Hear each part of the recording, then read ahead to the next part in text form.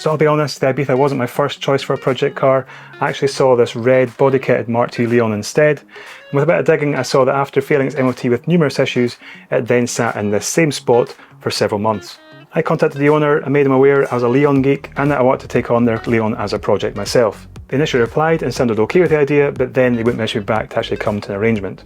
So I continued the search. Then 2 months later, a green SEAT Ibiza came up for sale for a bargain price and located 2 hours away in Inverness. All it needed was a head gasket because it had blown this on the way to the MOT station after having a lot of work done for the MOT itself. But sadly I couldn't get down that day itself, and the following day it sold. But the owner of that car was now aware I was looking for a project car of my own and contacted me 2 days later to say that he had a mate who owned a garage and had the SEAT Ibiza that needed some serious TLC. His mate was also happy to sell it cheap to someone who could look after it and sort it.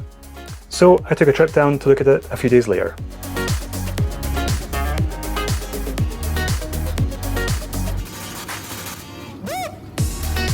So the plan is to go down and see this Ibiza now. I've got my deposit money here to put the deposit down if it is all okay. Then I'll arrange some time to get it picked up and taken back up the road. I was meant to go and see a Golf GTD as well, but the guy can't make it until after 5 and I can't be down there around 5 o'clock at night. My mate actually, Graham, he's maybe looking to buy that car now that I spotted it. I passed it on to him so he might go and buy it himself. About an hour and a half road trip down the road, get there about midday-ish and then we'll see what like. Tell me, why'd you have to go and drive me so crazy?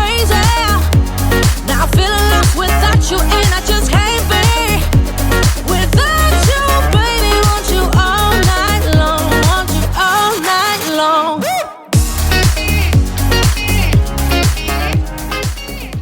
And yeah, I'm late as always. It's about 12:30. I was meant to be here at midday, so I'm going to go down, go and see him and get the crack about this car, and hopefully it's all above board. So we'll get along, see Martian, and then we'll get back to you and see what's happened. So when I pulled into the yard, I saw the Ibiza straight away. I went and grabbed the keys for it off the garage owner. I had a look around it as best I could. It was just a quick look around to see if anything stood out straight away. But I was expecting it to be grubby because it had been sat for a year and also a lot of corrosion to have set in on various suspension parts and brakes. He had also left out the owner's manual and a bunch of receipts inside the wallet as well, so I had a quick look through that.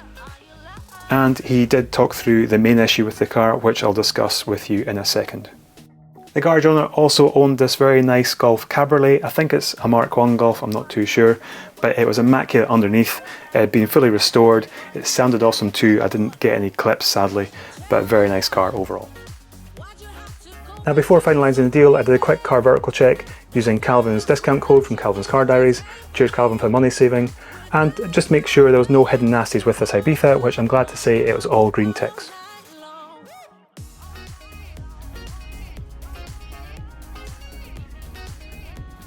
So that's the deal done. I put down a £100 deposit on the car. I've actually got one of the 2 keys as well with me, just as a kind of guarantee I suppose. I've also got to apply for a V5 because the one that's with the car is actually out of date. It's been done since then and we haven't got that new one, so I need to apply for a new V5. And actually, surprisingly, the guy that owns the garage where the Ibiza is, I used to work with him years ago in Lidl's, and he was a manager as well. And yeah, strange to see him now working in a garage in Invergordon, so yeah, we catch up there on the last few years. So I'm going to nip up the road now, get home, I'm going to get to the bank, get some cash for Marchin, the rest of the money for the car, and also Jamal, who's delivering the car up the road for me as well. Jamal fortunately has access to a trailer, so he's going to pick up the Ibiza and transport it up to myself in Thurso. So I'm going to attempt to get back on the road and I'll catch you in a bit. Baby, I got you. When you feel like falling, I'll be there to prove, yeah, that baby I got you. No matter the distance, no matter the route, yeah, baby I got you. And here it is. Now before we get a proper walk around, let's get the tyres inflated and move somewhere so I can give it a really good wash. As you can see, with it being sat for so long, it's become a little bit grubby. And I'll be there to prove, yeah, that baby I got you. No matter the distance, no matter the route, yeah, baby I got you. When you feel like falling, I'll be there to prove, yeah, that baby I got you. No matter the distance, no matter the route, yeah, baby I got you. I got you.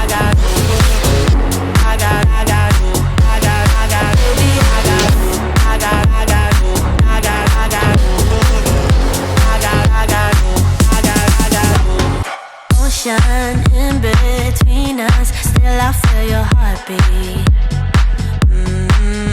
There's something about you, baby, that makes me feel complete. Nobody's meant to be fighting alone. That's why I'm taking you home. I never felt something like this before, no. So when I got the car in the garage, it was about 2 days ago I washed the car. I didn't get a chance to film straight away, so it's a different day, and already we've got bird shit on the car. So it's not exactly properly clean, but a lot better now to get the car walked around and discuss some of the issues with it. So going on the outside first, what's up exterior? So there's definitely something going on here with the paintwork. It looks like it's been rough painted. It's still got some form of lacquer down here, but then up here it's definitely not a very good finish at all. It looks like it's been painted with a rattle can, and it's just not actually been finished off very well. I don't think it comes across on camera very well, but the wings, both front wings, are different colours from the rest of the car, so I don't know if there was two options for white on this car, but original white paint here, and then these have been painted. I can tell you in a second why these have been painted because I know, but these have been painted, it looks like the wrong paint code. Pop the bonnet.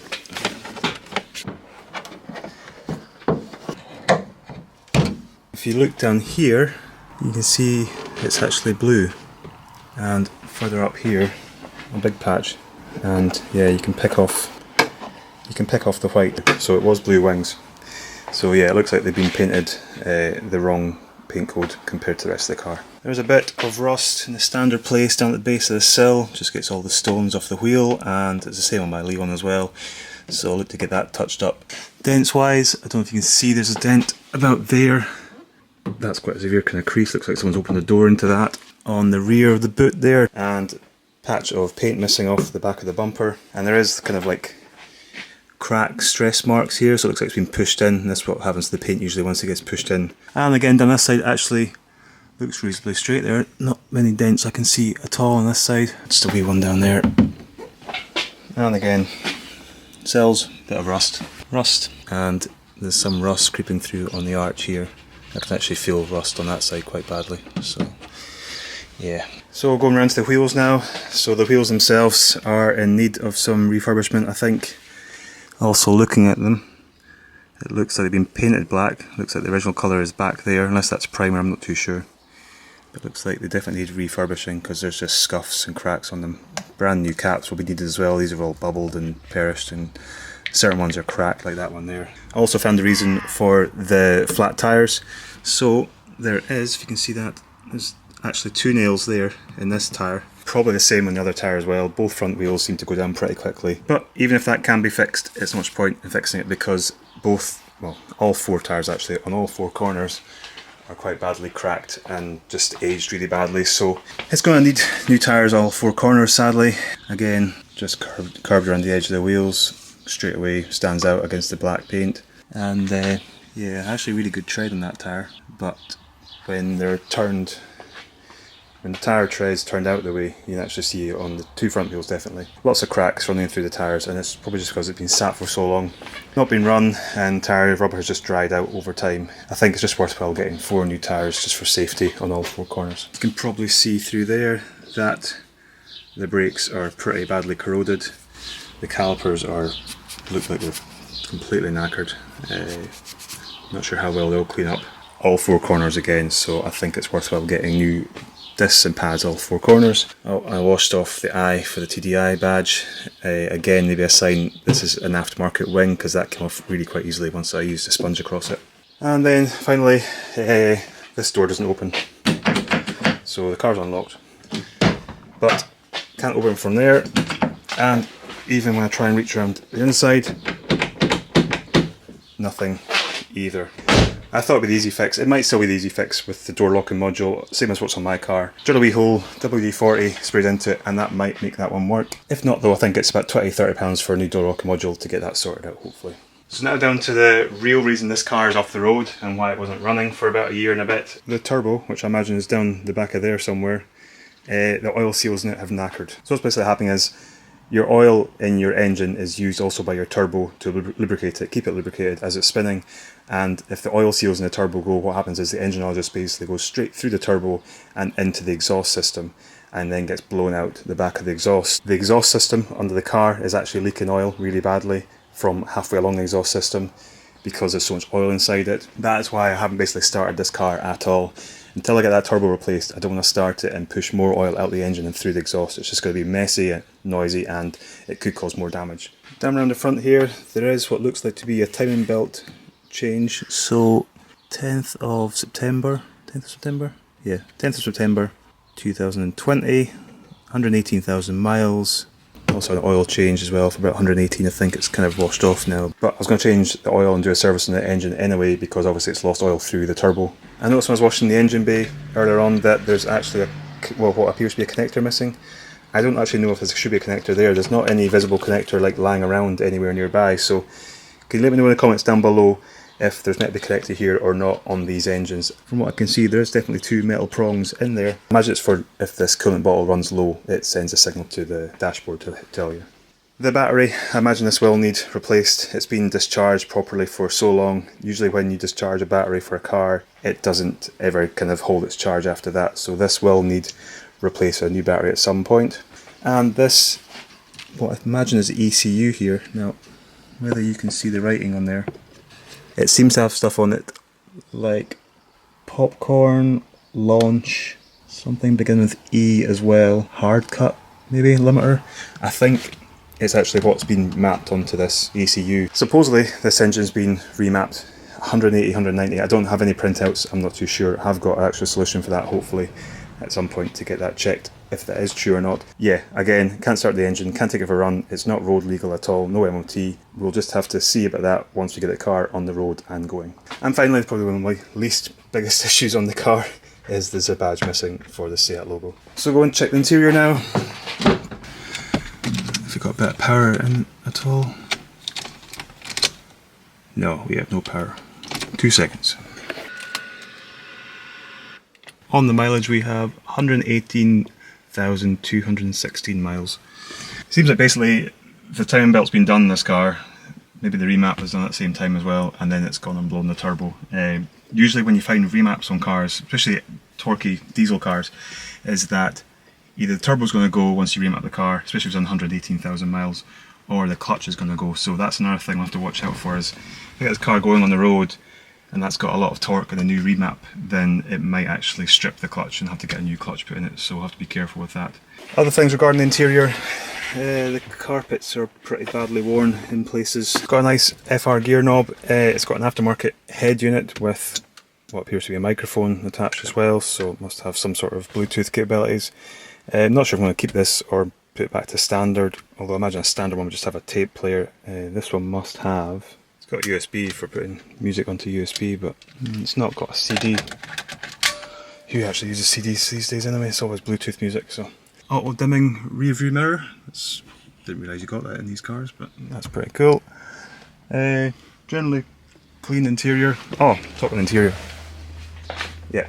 So we have Fabia VRS leather interior inside this car, and it's actually pretty good condition apart from the side bolsters are badly worn, as they always do on driver's seats especially, so maybe look to get that coloured. I think you can get like special leather spray that you spray on and kind of seal it in. As we said, you can't get the back on that side because the door's not working, but from this side, pretty nice leather interior in the back seats as well, so that's kind of luxury for these cars. I don't actually know if the Ibiza had a leather option at all, but yeah, it does looks like it suits this car when it's been fitted to it. And then finally the boot. Actually, talking of the boot, forgot to say, there's a wee spot of rust coming through on the edge of the tail light here. I have to look to get that tail light taken out and then get this looked at before it starts spreading. And just a spare wheel, standard spare wheel. Actually, it's a silver spare wheel, which means the alloys on the outside of the car are definitely painted if this is still silver. It is extremely scruffy though, it definitely needs a refurbish as well, if I'm going that far to even do the spare wheel. Usual information sticker that you get in these cars, LB9A is the paint code, to look that up and see if it's actually matching the main part of the car or the two colours on the two wings that have different colour on the car. There's the manual and a lot of receipts, like a lot. My plan is, after this video, is to sit and go through all of this. It's old MOTs as well, services, loads of records. It will kind of show basically a path of the car's history, and I'll be able to see then what's been done on it, what's maybe not been done for a long time or hasn't been done at all, and also then get information about the timing belt sticker that's under the bonnet. Hopefully there's a matching document in here that says exactly what timing belt was fitted and also when it was done, to make sure it corresponds to the timing belt sticker that's under the bonnet. It's always good to keep this information. If you ever plan on selling your car, keep all your old receipts, and you can just show basically the history of the car and how it's been looked after. So maybe as well, actually, there could be the remap documentation here as well to say what exactly was done. I'm kind of worried that the remap was just on the driveway style remap, no rolling road, or even when they can just remove the ECU on the car, take it to a worktop, plug it into something, download the software, and then plug it back into the car. So again, hopefully that'll be in here somewhere to prove what was done to the car. So that's my bedtime reading tonight. It should take a while. So today we've got a lot of jobs to get through on the Ibiza, the main one being getting a turbo off. I need to check the part number of the turbo before I order a new one. I just want to make sure I get it right. I hate to get a turbo in the door, find that's the wrong part, and try and negotiate sending it back. So that's one of the big jobs. I've also got a big delivery that I've just unpacked from Autodoc of all the service parts that you can see here. So filters, glow plugs, sump plugs, and pollen filters. And I've still got to get a bottle of oil for that as well. I've got calipers for the front here. The front calipers on the car are ruined, so I've got new calipers. I've got an idea what to do with these in a second. Here's rear discs that I've got as well, and they should be same size as the old ones, which they are. New pads as well, same pattern as the old ones. I have started a few jobs recently on the car already off camera, but I will be running through what I'm doing on the opposite side. What I've been doing basically is taking apart the rear driver's side brakes just to see how to go about it. I've sorted out the C's bolts. I had bolts that wouldn't come out, and I bought this bolt extractor kit, which has been brilliant.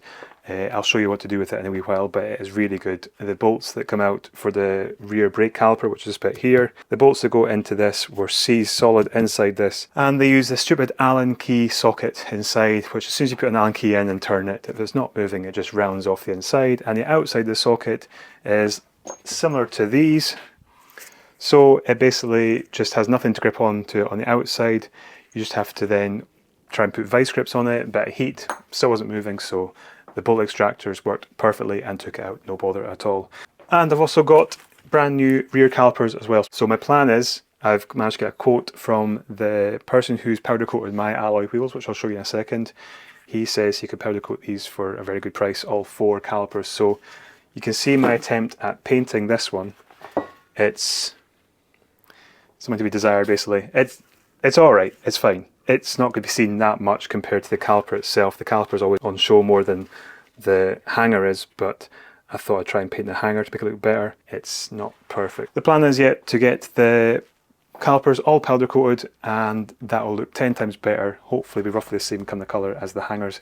If I don't like the look of the hangers once they're back on the car, I might buy new hangers and get them powder coated too, just so it all ties in and matches.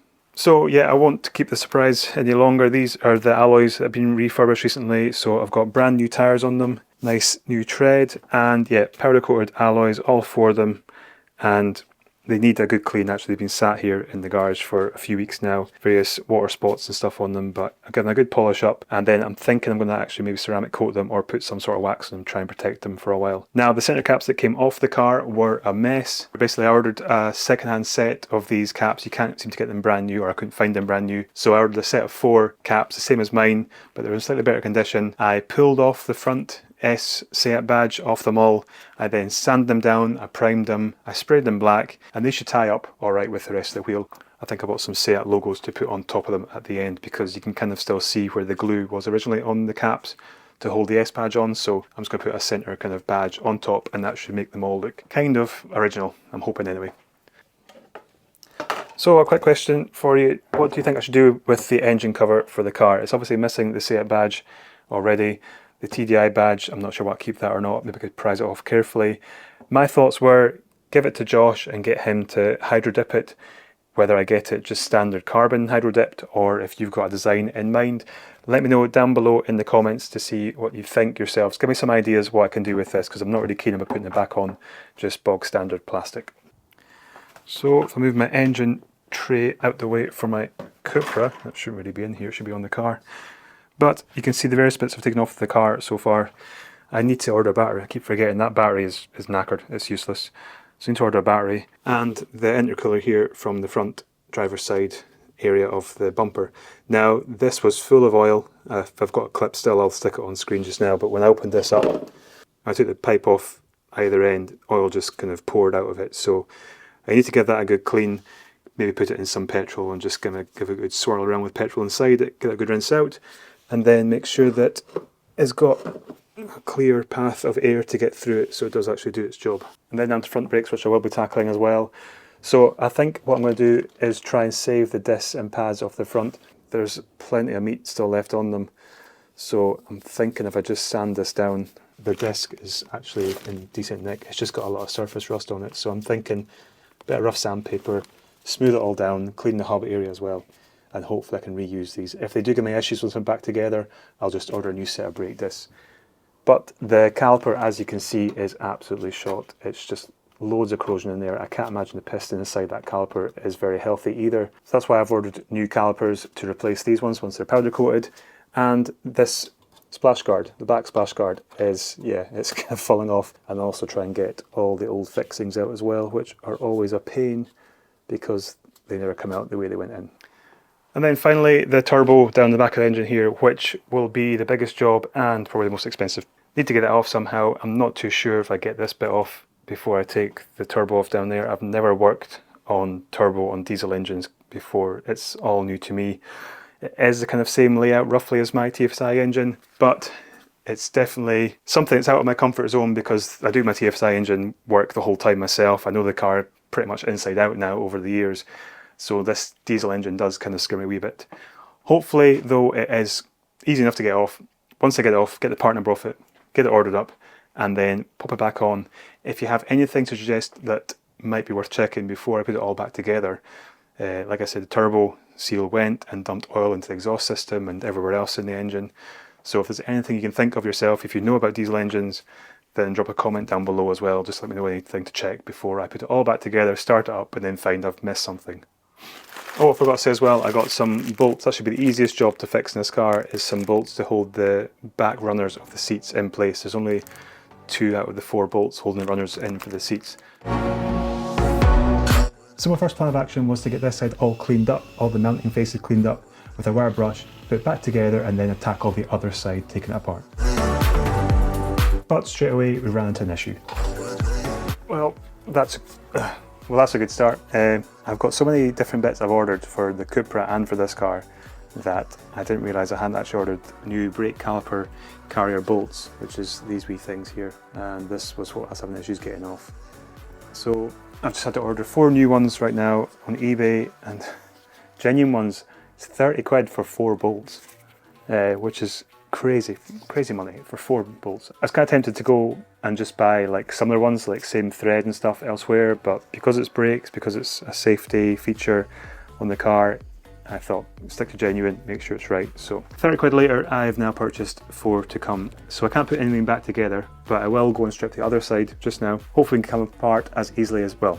Hopefully it'll come apart easier than this side did, because I know what to do now, and then we'll make a start on the front afterwards. So the scrub screw came out really easily for the brake disc, and then I just took out 2 bolts that hold the caliper onto the brake carrier. Then I removed the knackered pads and the rusty disc. I just want to do a quick check of the wheel bearing to make sure it wasn't too noisy. My camera's going to get minging doing this work and then picking the camera up as well. Anyway, just want to explain what we're going to do now is try and get this bolt out. I've actually got 1 bolt out for the carrier, and I'll show you just now. This top one I managed to get out, surprisingly, just using the normal method. It came out. But this bottom one here is stuck solid. If you can see it there, it's sitting on the back. So we're going to put the extractor tool on that and try and get it out. Basically, because these holes here are threaded and open at the end, they're open to exposure and the elements, and then it just basically corrosion sets in and seems to seize this bolt inside the brake caliper and it never comes out. If the inside bit fails, then you can't even use like a normal socket, like hexagonal socket on the outside. Weird design. Anyway, must be a reason behind it, I don't know. So we'll try the extractor tool on this and see if it comes out first time. So from this camera angle, probably can see that it's quite tight for space. It's hard to get directly onto the bolt because the shock absorber is in the way. So I'm putting the extractor nut on top of the bolt to try and get it off, and it's proving a bit more awkward than I was expecting. So yeah, we're not having luck with this one, so I'm going to try and heat it up and see if that releases it. Now we're looking to put the heat on the carrier itself and not on the bolt. The carrier getting heated up should expand and therefore then release its grip on the bolt that's stuck in place. And with a wee bit of patience and a few grunting noises, I managed to get the bolt undone. Oh, this could be it. Yes.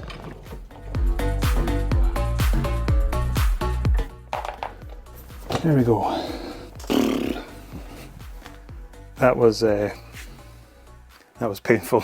I thought it'd be typical that the last one I'm going to show on video won't come out, but it came out. A bit of heat. I was told a tip by someone at work actually that see if you heat something up, like so you heat the metal up, as you heat the metal up it expands and it loosens its grip on, say, the bolt. If you then, once it's red hot, if you then spray on WD-40, I think as it's cooling it then draws WD-40 into the threads as well, which is quite a good tip. So that also helps kind of loosen the threads of the bolt. Even spraying WD-40 is not going to cool it completely, so you've still got a chance then, like I did, to start loosening the bolt, and it took it out. And I'll show you the kit I've got. It's definitely one of my best purchases over the past few months. Surprised I haven't used it on the Cupra yet, but I'm expecting to use it pretty soon when I'm doing the brakes and the bearings on the back of my Cupra, so this will definitely come in handy since it works so well. Yeah, that's the Silverline damaged bolt remover set, and that was number 8 I was using on those bolts there, if you want to know. And it does take a bit of work to get the bolt back off of the extractor afterwards. And yeah, I'll just show you a close-up of what they actually do. So if you can see that there, there's like kind of wee cutting teeth in a circular pattern around it. And as you put it on, the way those teeth are positioned are whenever you're like taking something off, so loosening it, the teeth bite in and it draws itself basically onto the bolt further and further. This is a bit squint actually, that's because of my own fault for not putting on straight when I was hammering it onto the back. But it kind of drags itself onto the bolt further as it tightens, as it grips, and then it just pulls the bolt out. So yeah, I'll leave a link if you want this extractor set. There's a few options, but I'll leave a link to this one down in the description below. So what we'll do now is I'll start to clean this up. It's really bad. I'm going to take out the rubbers and these sliding pins, get them cleaned up as well, and I'll probably give this a coat of paint once it stops pissing rain outside. If you look outside, it doesn't actually look too bad, but it's showers. Every few minutes there's showers. It's pretty windy as well, so I'm not keen on maybe starting to paint this for it to get caught in a shower outside. So if you ever cleaned up brake parts to get them ready for painting, what's the best method? Because I use a wire brush here, then I use an angle grinder. Never again, don't use an angle grinder to clean these things up. But then I went back to the wire brush and it seemed to do a good trick. But there was something I'll show you later on that I preferred instead. I then get a really good spray of brake cleaner to make sure they're nice and clean. Then onto the washing line to give them a first coat of etch primer. Obviously make sure there's no washing nearby. And if you can tell by the clouds in the sky, guess what happened next? I knew it. I've just filmed that bit outside where I was spraying this and it started raining on it already. Just typical. Can't trust this weather up here at all, man. So as it continued to rain outside, I thought I'd put the other brake caliper carrier back together again. So I cleaned up the pins, I then added some new silicone grease into the carrier and then popped the pins in along with her new rubber boots.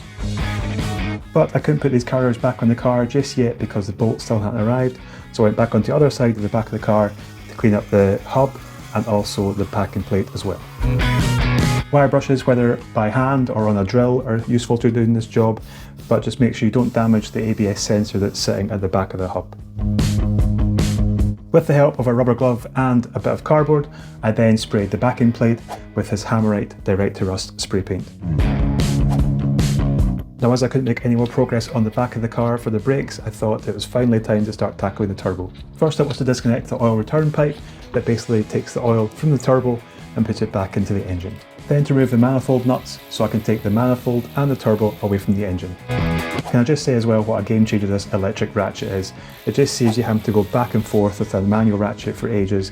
This thing, once you just loosen the first nut, it just spins them off, no bother at all, and saves a load of time. While I was busy taking the turbo off the engine, I was just thinking to myself, is there any other sort of work this car's had done to it before I got it? Now if you caught the first part of this project build where I went to go and collect the car from Invergordon the first time round, you'll know that I got this big book of the manual and the service book, and also a massive pile of receipts as well. So I actually went through it. I put it in chronological order, so it's in line of date from the very first day of purchase up until the present date. The last 2 or 3 years, to be honest, have been pretty sparse with receipts. It did go pretty quiet. But anyway, I have got a note of all the stuff that's been done to the car as well, or what I've got receipts for in the car. So the car was originally bought in Grimsby. It was purchased by a Miss Long back in January 2008. Supposedly there was monthly payments of £12.08. So I'm not sure if she must have put down a massive deposit and then had loads of payments over quite a long time. I don't know why that payments would be so low.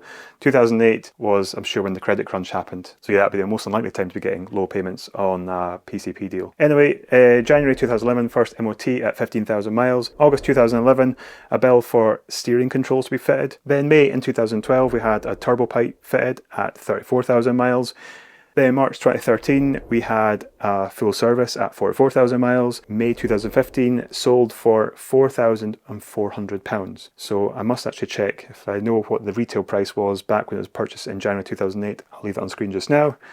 April 2016, cam belt and water pump and auxiliary belt all done for £245, which sounds quite reasonable. June 2016, a steering rack was replaced. June 2019, it was sold for £2,000. 4 years ago.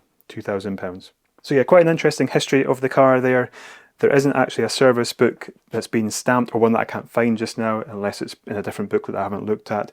But all the receipts did kind of show its rough history. But sadly, there was a couple of receipts missing that I really was hoping to find in amongst that big pile. First one was the remap for the car. I think it's maybe been, someone did say on one of my previous community tab posts that the ECU is probably just from a Golf Mark IV. It had been taken onto a worktop and then plugged in, and I download a remap onto it, and that's been plugged into the car. So possibly it has been done, but there's no receipt to cover that. The other one was there's a stamp under the bonnet for 118,000 miles for a timing belt change. Again, no receipt to actually back that up, and also another stamp for an oil change as well, which I'm not too fussed about because I'm going to do a service anyway. But I definitely was looking for a timing belt change to make sure it'd been done fairly recently and to make sure that sticker was legitimate. Back to the removal of this turbo, and realisation has set in. I can't get the turbo up the way past the engine. I have to take it down out the bottom. And there's just one thing in the way, it's this drive shaft which I've got to remove. Again, made really easy with the electric ratchet, spinning it halfway round and then just taking the rest of the bolts out. To then get the drive shaft completely out, I have to take off the ball joint at the other end to then release the hub from the control arm. But very little of that was caught because my camera died on me. And finally, after a bit of wiggling and huffing and puffing, I managed to get a turbo off the back of the engine and down onto the ground. What a job that was. The turbo did not come out easily at all. You've obviously seen the footage, so it's finally out now. I've got it on the ground. I've taken a few photos, trying to get part numbers off it. That's it there, and obviously oil still pouring out of it. But if you look in there, see the play in that compressor wheel. It's wobbling all over the place. It comes towards me as well. So it comes this way, and if you can see it, it's just totally smashed to bits. It's just caught the housing completely and has absolutely gone in bits. If you want to enjoy more free car content, I do a monthly newsletter where I basically include any news or topics on car related content, and I also do readers features as well. I recently had Bailey's Mark II Leon Super Copa featured on the newsletter as well. So I've had a lot of good feedback from readers already saying they enjoy it on their coffee breaks, or when they want to have a change from scrolling endlessly through Instagram and Facebook, they go on to read the newsletter instead. Really easy to sign up and it's totally free. You just click the link down below in the pinned comment and that'll take you to the sign up page. So yeah, I'm guessing that the bearings and seals inside this housing part here will have gone. So definitely a new turbo needed. But yeah, massive job. Drive shafts have to come out. Couldn't get it out past the drive shaft. I could have gone up the way, but I started taking off the inlet manifold and realizing that I think the bolts would have rounded if I started taking out the inlet manifold, so I just left them in place. So I thought the only way was going to go down the way, but yeah, past the drive shaft. And now I'm going to get one ordered, and you'll see me in a few minutes probably, but I'm actually going to go right now to work. So yeah, I'll leave you with future Kev. So it's a couple of days later for me since you last saw me.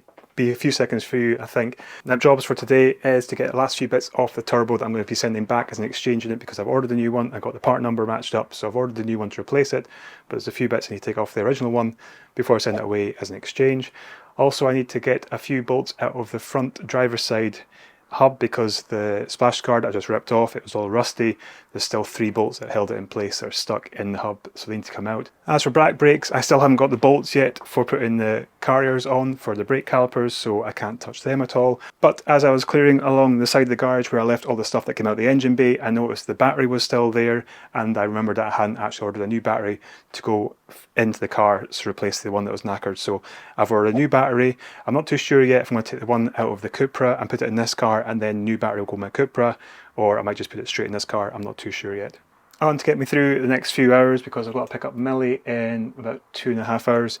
I've just resorted to some full sugar Iron Brew energy drink. Iron Brew is like native Scottish drink as well as whiskey. You can have both together if you want. So yeah, full sugar, which I never usually touch for these drinks, but it's going to be one of those days I think I'm going to need it. And for the car, I've resorted to this Plus Gas stuff, which I've heard really good reviews about online, so I thought I'd get one.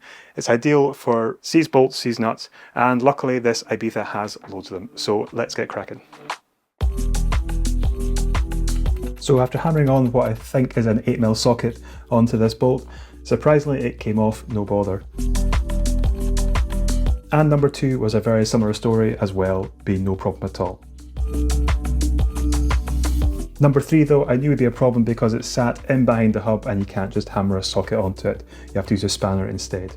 The spanner of course was doing absolutely nothing, so a pair of vice grips came out, and luckily that did the trick. Now as the new turbo is on its way just now in the post, I need to get some of the parts off the old turbo and transfer onto the new turbo before I send the old turbo away.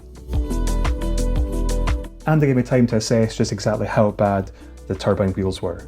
Yeah, just a wee bit of play in that one I think. Now going by the pictures, you'll see the oil return pipe wasn't fit for coming off, so I left that attached and just ordered a new one. Then I gathered all these parts together, popped them into a wee bag, and then popped them into the parts box. Now time for just one straightforward job. The 2 front seats in the car were both only being held in with 2 out of the 4 bolts, so it was time to add 2 bolts to the back of each of the runners on both seats. Nice and easy. Now is this cable an occupancy cable for if someone's sitting in the seat, or is it an airbag cable? Someone let me know in the comments, because I'm worried this is going to throw up a fault on the dash. So while I had my head in the footwells of my car, guess what got popped through the front door of my house? Yep, brand new bolts for the rear brake caliper carriers of the car. Let's get this put back together. So the way that rear brake calipers work on a car with a handbrake mechanism is they twist out the way to keep themselves adjusted alongside the wear of the brake pads and the discs. So it involves twisting them back in the way when you want to put on new discs and pads. I use copper grease on the face of the hub to stop the brake disc from sticking to the hub. I also use it on the brake clips as well, where the brake pads sit, and basically any metal to metal surfaces that come into contact, it stops any squeaking noises. I did have to slacken off the brake caliper carrier slightly to get the brake disc on, and obviously when you put the brake disc on, just make sure you've wiped off the protective coating with some brake cleaner.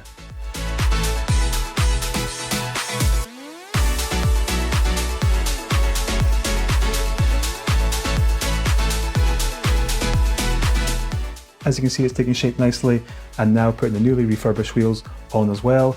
It's been a long day, time for bed I think.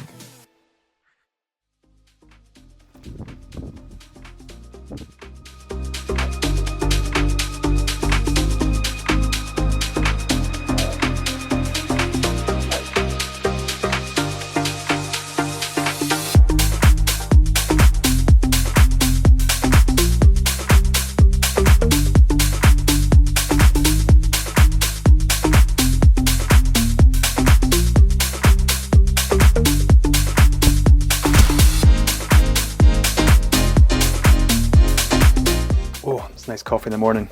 Yep, miserable morning outside, pouring rain, so nothing I can do outside. I was detailing a car yesterday actually for someone, did the inside, but the outside still needing done. But this is all keeping up a lot of my time just now when I'm trying to attack the Ibiza at the same time. So we have got a few more jobs I'm going to get boxed off just now, so I'll get cracking with them. Oh, and if you've been keeping tabs on my community tab on YouTube, you'll know that I had a nice delivery yesterday of something I've been waiting for, the main part of this car that I've been waiting for. So yeah, stick around in a wee bit, I'll be covering that. So the front discs are pretty much the same as the back disc, but just on a larger scale, taking off 2 securing bolts top and bottom to get the caliper carrier separate from the caliper itself. And I just use a bungee cord to hold the caliper and not put any tension on the brake hose. Now, although the front bolts that hold the carrier onto the hub can be quite tight, they still do tend to come off no bother because they're just standard hexagonal bolts. Once off, I remove the brake pads and the metal clips, as well as the pins and the wee rubber boots as well. Then I just plug the holes with some kitchen roll to make sure that no dirt and grease falls into these. Then off outside to the vise to start cleaning up these brake carriers. Now, I found these things to be most useful when it comes to cleaning up brake caliper carriers or brake calipers themselves. Basically, they're called flap wheel sets or burr sets or grinding sets. Basically bits of sandpaper all stuck together and then stuck onto a drill attachment, and definitely seemed to be the best for not taking away too much metal, but took away all the rust and corrosion that was built up on these carriers. Then just a quick spray of rust converter at the end. Now time to get the brake discs off, and as I said, they looked like they had plenty of meat still left on them. Not too much corrosion just on the surface, so I took them off and again used the flap wheel set to clean them up. And the same story with the brake pads, they had plenty of meat left on them, so a quick clean up with a briar brush as well as the brake clips, and they were good as new. Now to tackle the hubs on the car, so I used a mixture of the flap wheel set on the drill. I also used the wire brush and the screwdriver to try and chip away as much of the corrosion on the hub as possible. I then sprayed this as well with rust converter, and then finally I used a tap and die set to make sure all the holes and threads were nice and clean and clear for putting back on the brake caliper carrier bolts, and also the bolts for holding on the backing plate. Again, because of access, I couldn't get the tap and die set onto this third hole down the side here, so I just had to use a standard bolt and just push it in with a spanner. Now, once the rust converter had dried on the brake caliper carrier, I masked up the important bits and then gave it a couple of coats of etch primer. I then took that inside to dry because I didn't trust the weather outside anymore. And about an hour later or so, I then gave it 3 coats of red paint. And they didn't turn out too bad. Now again, I had a tap and die set out to clean up the threads on the brake caliper carriers to make sure there's no issues putting the bolts back in. And they just reassemble very similar to the rear brake caliper carriers as well.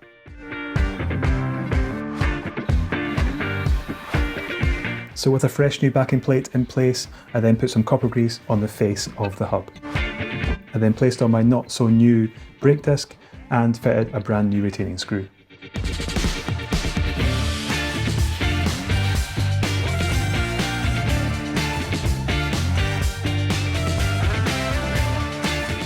And on the other side, it's much the same process, put everything back together again.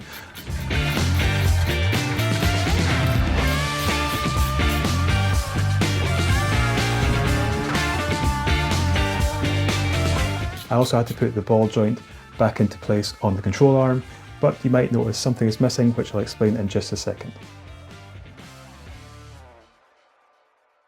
So can I just explain that I'm in a rush to get all 4 wheels back on to make the car mobile again without putting the drive shaft back in and without putting the turbo in, because what I'm basically thinking is, with all this space just now, because I've got so much out of the engine bay, including the turbo, all this space, I might as well make use of it by giving the engine bay a good deep clean. So getting out on the driveway, instead of being in the garage, I can give it a good coat of degreaser, try and get all that black marks off the suspension strut there, and in the deep corners it's all pretty mucky as well. So yeah, I might as well give it a good scrub, a good clean, get the engine bay looking as good as it can do for the age, and take any, obviously there's a lot of oil marks everywhere from the turbo oil seals going, there's oil going everywhere as well, so I'm going to have to get that all cleaned up and then take it back in the garage and put the turbo in. That's why I haven't put the turbo on just yet. And talking of turbos, I did get a package yesterday, which is this. It's reconditioned, so it's not brand new, but it is reconditioned and it looks pretty much brand new. I don't know exactly the reconditioning process, you'd have to look online for that, but I did notice one thing was missing was the clip to hold the intercooler pipe or the intake pipe in. I need to make sure I take the old clip off my one before I send it off, because my one off the car has to go back as an exchange unit. You pay £120 deposit, and then once you send the old one back and they receive it, they then refund you £120. I actually got this for a bargain price of £200 on eBay. Now, I'm always a bit skeptical of eBay sellers. Sorry if you're selling on stuff on eBay yourself, but you always kind of think it's maybe not legit. But I did a bit of research on Vehicle, I think the brand is, and yeah, it seems all perfectly fine. So fingers crossed the turbocharge works fine. It was £250 for selling price, but because of some Halloween discount, I got £50 off the price as well. So a bargain for 200 quid, including a full gasket kit as well. And because of the state of the oil return pipe on my old turbocharger, I basically just got a new one instead. So this was £17, and I thought for the sake of it as well, the one that was on my old one was really crusty on the flexible part here. Might be a chance that would leak at a later date. So 17 quid, I thought that was worthwhile getting as well. And you also get a free lanyard as well with the turbo. So if you want to carry your car keys around your neck, you can do it with that. And that's just basically a leaflet there. And I'll leave a link to, well, the website is there, vehiclelow.co.uk. I don't know how you'd say that name properly. The Ibiza has now been sat out in the cold for months while I made videos on my Cupra. So yeah, after a pretty brutal winter, the car is now back in shelter in the garage, and I've started tackling things already on it. Now, first of all, what I'll say is I have got a lot of bodywork to do on the car as well. There was bits of rust I think I covered in my very first video about the issues with rust. Now, very quickly, I haven't actually done this in depth in the video, I've just done it off camera because I am no form of body shop expert. So there was rust there on the edge of the rear lens, and it has been sorted, but you can see there's a colour difference. And there was a patch of paint missing there, and that's been quickly done. I actually need to still sand this down and get a quick sprayer lacquer, but just a quick fix. It's nothing professional. Other things bodywork wise was this weird kind of cracked eggshell type effect of the lacquer, and then this matte white on top. So this was the same, and I've actually managed to kind of soften it a lot better, so it looks way better now. Although it's a matte finish, there's no actual shine to it anymore. But yeah, we'll be tackling this in a wee while. Now down here, for the front brakes, you can see I've got the new caliper on the front here. So I already had painted this bracket, but now I've got the new caliper that's powder coated on the car as well. And you might notice that under here is actually looking pretty clean. And that's because I had the arch off, because there was rust, really bad rust at the bottom down here, which I've managed to clean and kind of patch up. So that looks 10 times better. Again, a not professional job, but enough to make it look a lot better. And while that was off, I gave it all a good clean. And I also noticed when I was taking the car out onto the drive and moving it around a bit, yeah, there was no power steering because the car wasn't running, but you could hear the coil springs on top of the struts twisting and clonking as they're going around. This is usually because the strut top bearings are seized or really badly worn, so they're not moving as freely, and instead what's moving is the coil spring instead. I've decided to switch over the top of the strut top bearings on both sides, and I've done this side already while I was doing the whole of the arch kind of refurb, and I'll take you through the same stage on the opposite side just to show you what I did and how easy it is as well.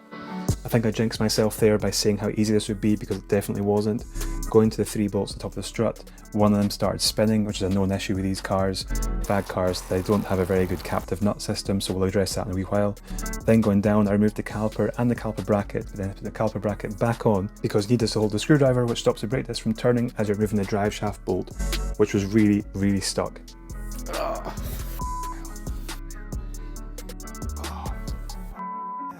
I tried lifting the breaker bar, standing on the breaker bar, extending the breaker bar as well, using my foot to hold it in place. None of this was working.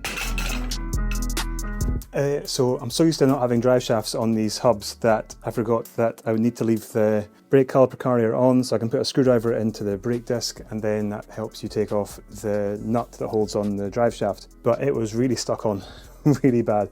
I actually stopped recording because I didn't think I was going to get it off. And there's a lot of swearing involved as well, but heat. Using that thing again, that has helped out so many times now. Heating up the nut itself so that the metal expands, and then hammering on my 36mm socket over that has managed to get it off. Yeah, it was so tight, but heating it up expands it, and then it comes off reasonably easily actually. So that's one major thing done.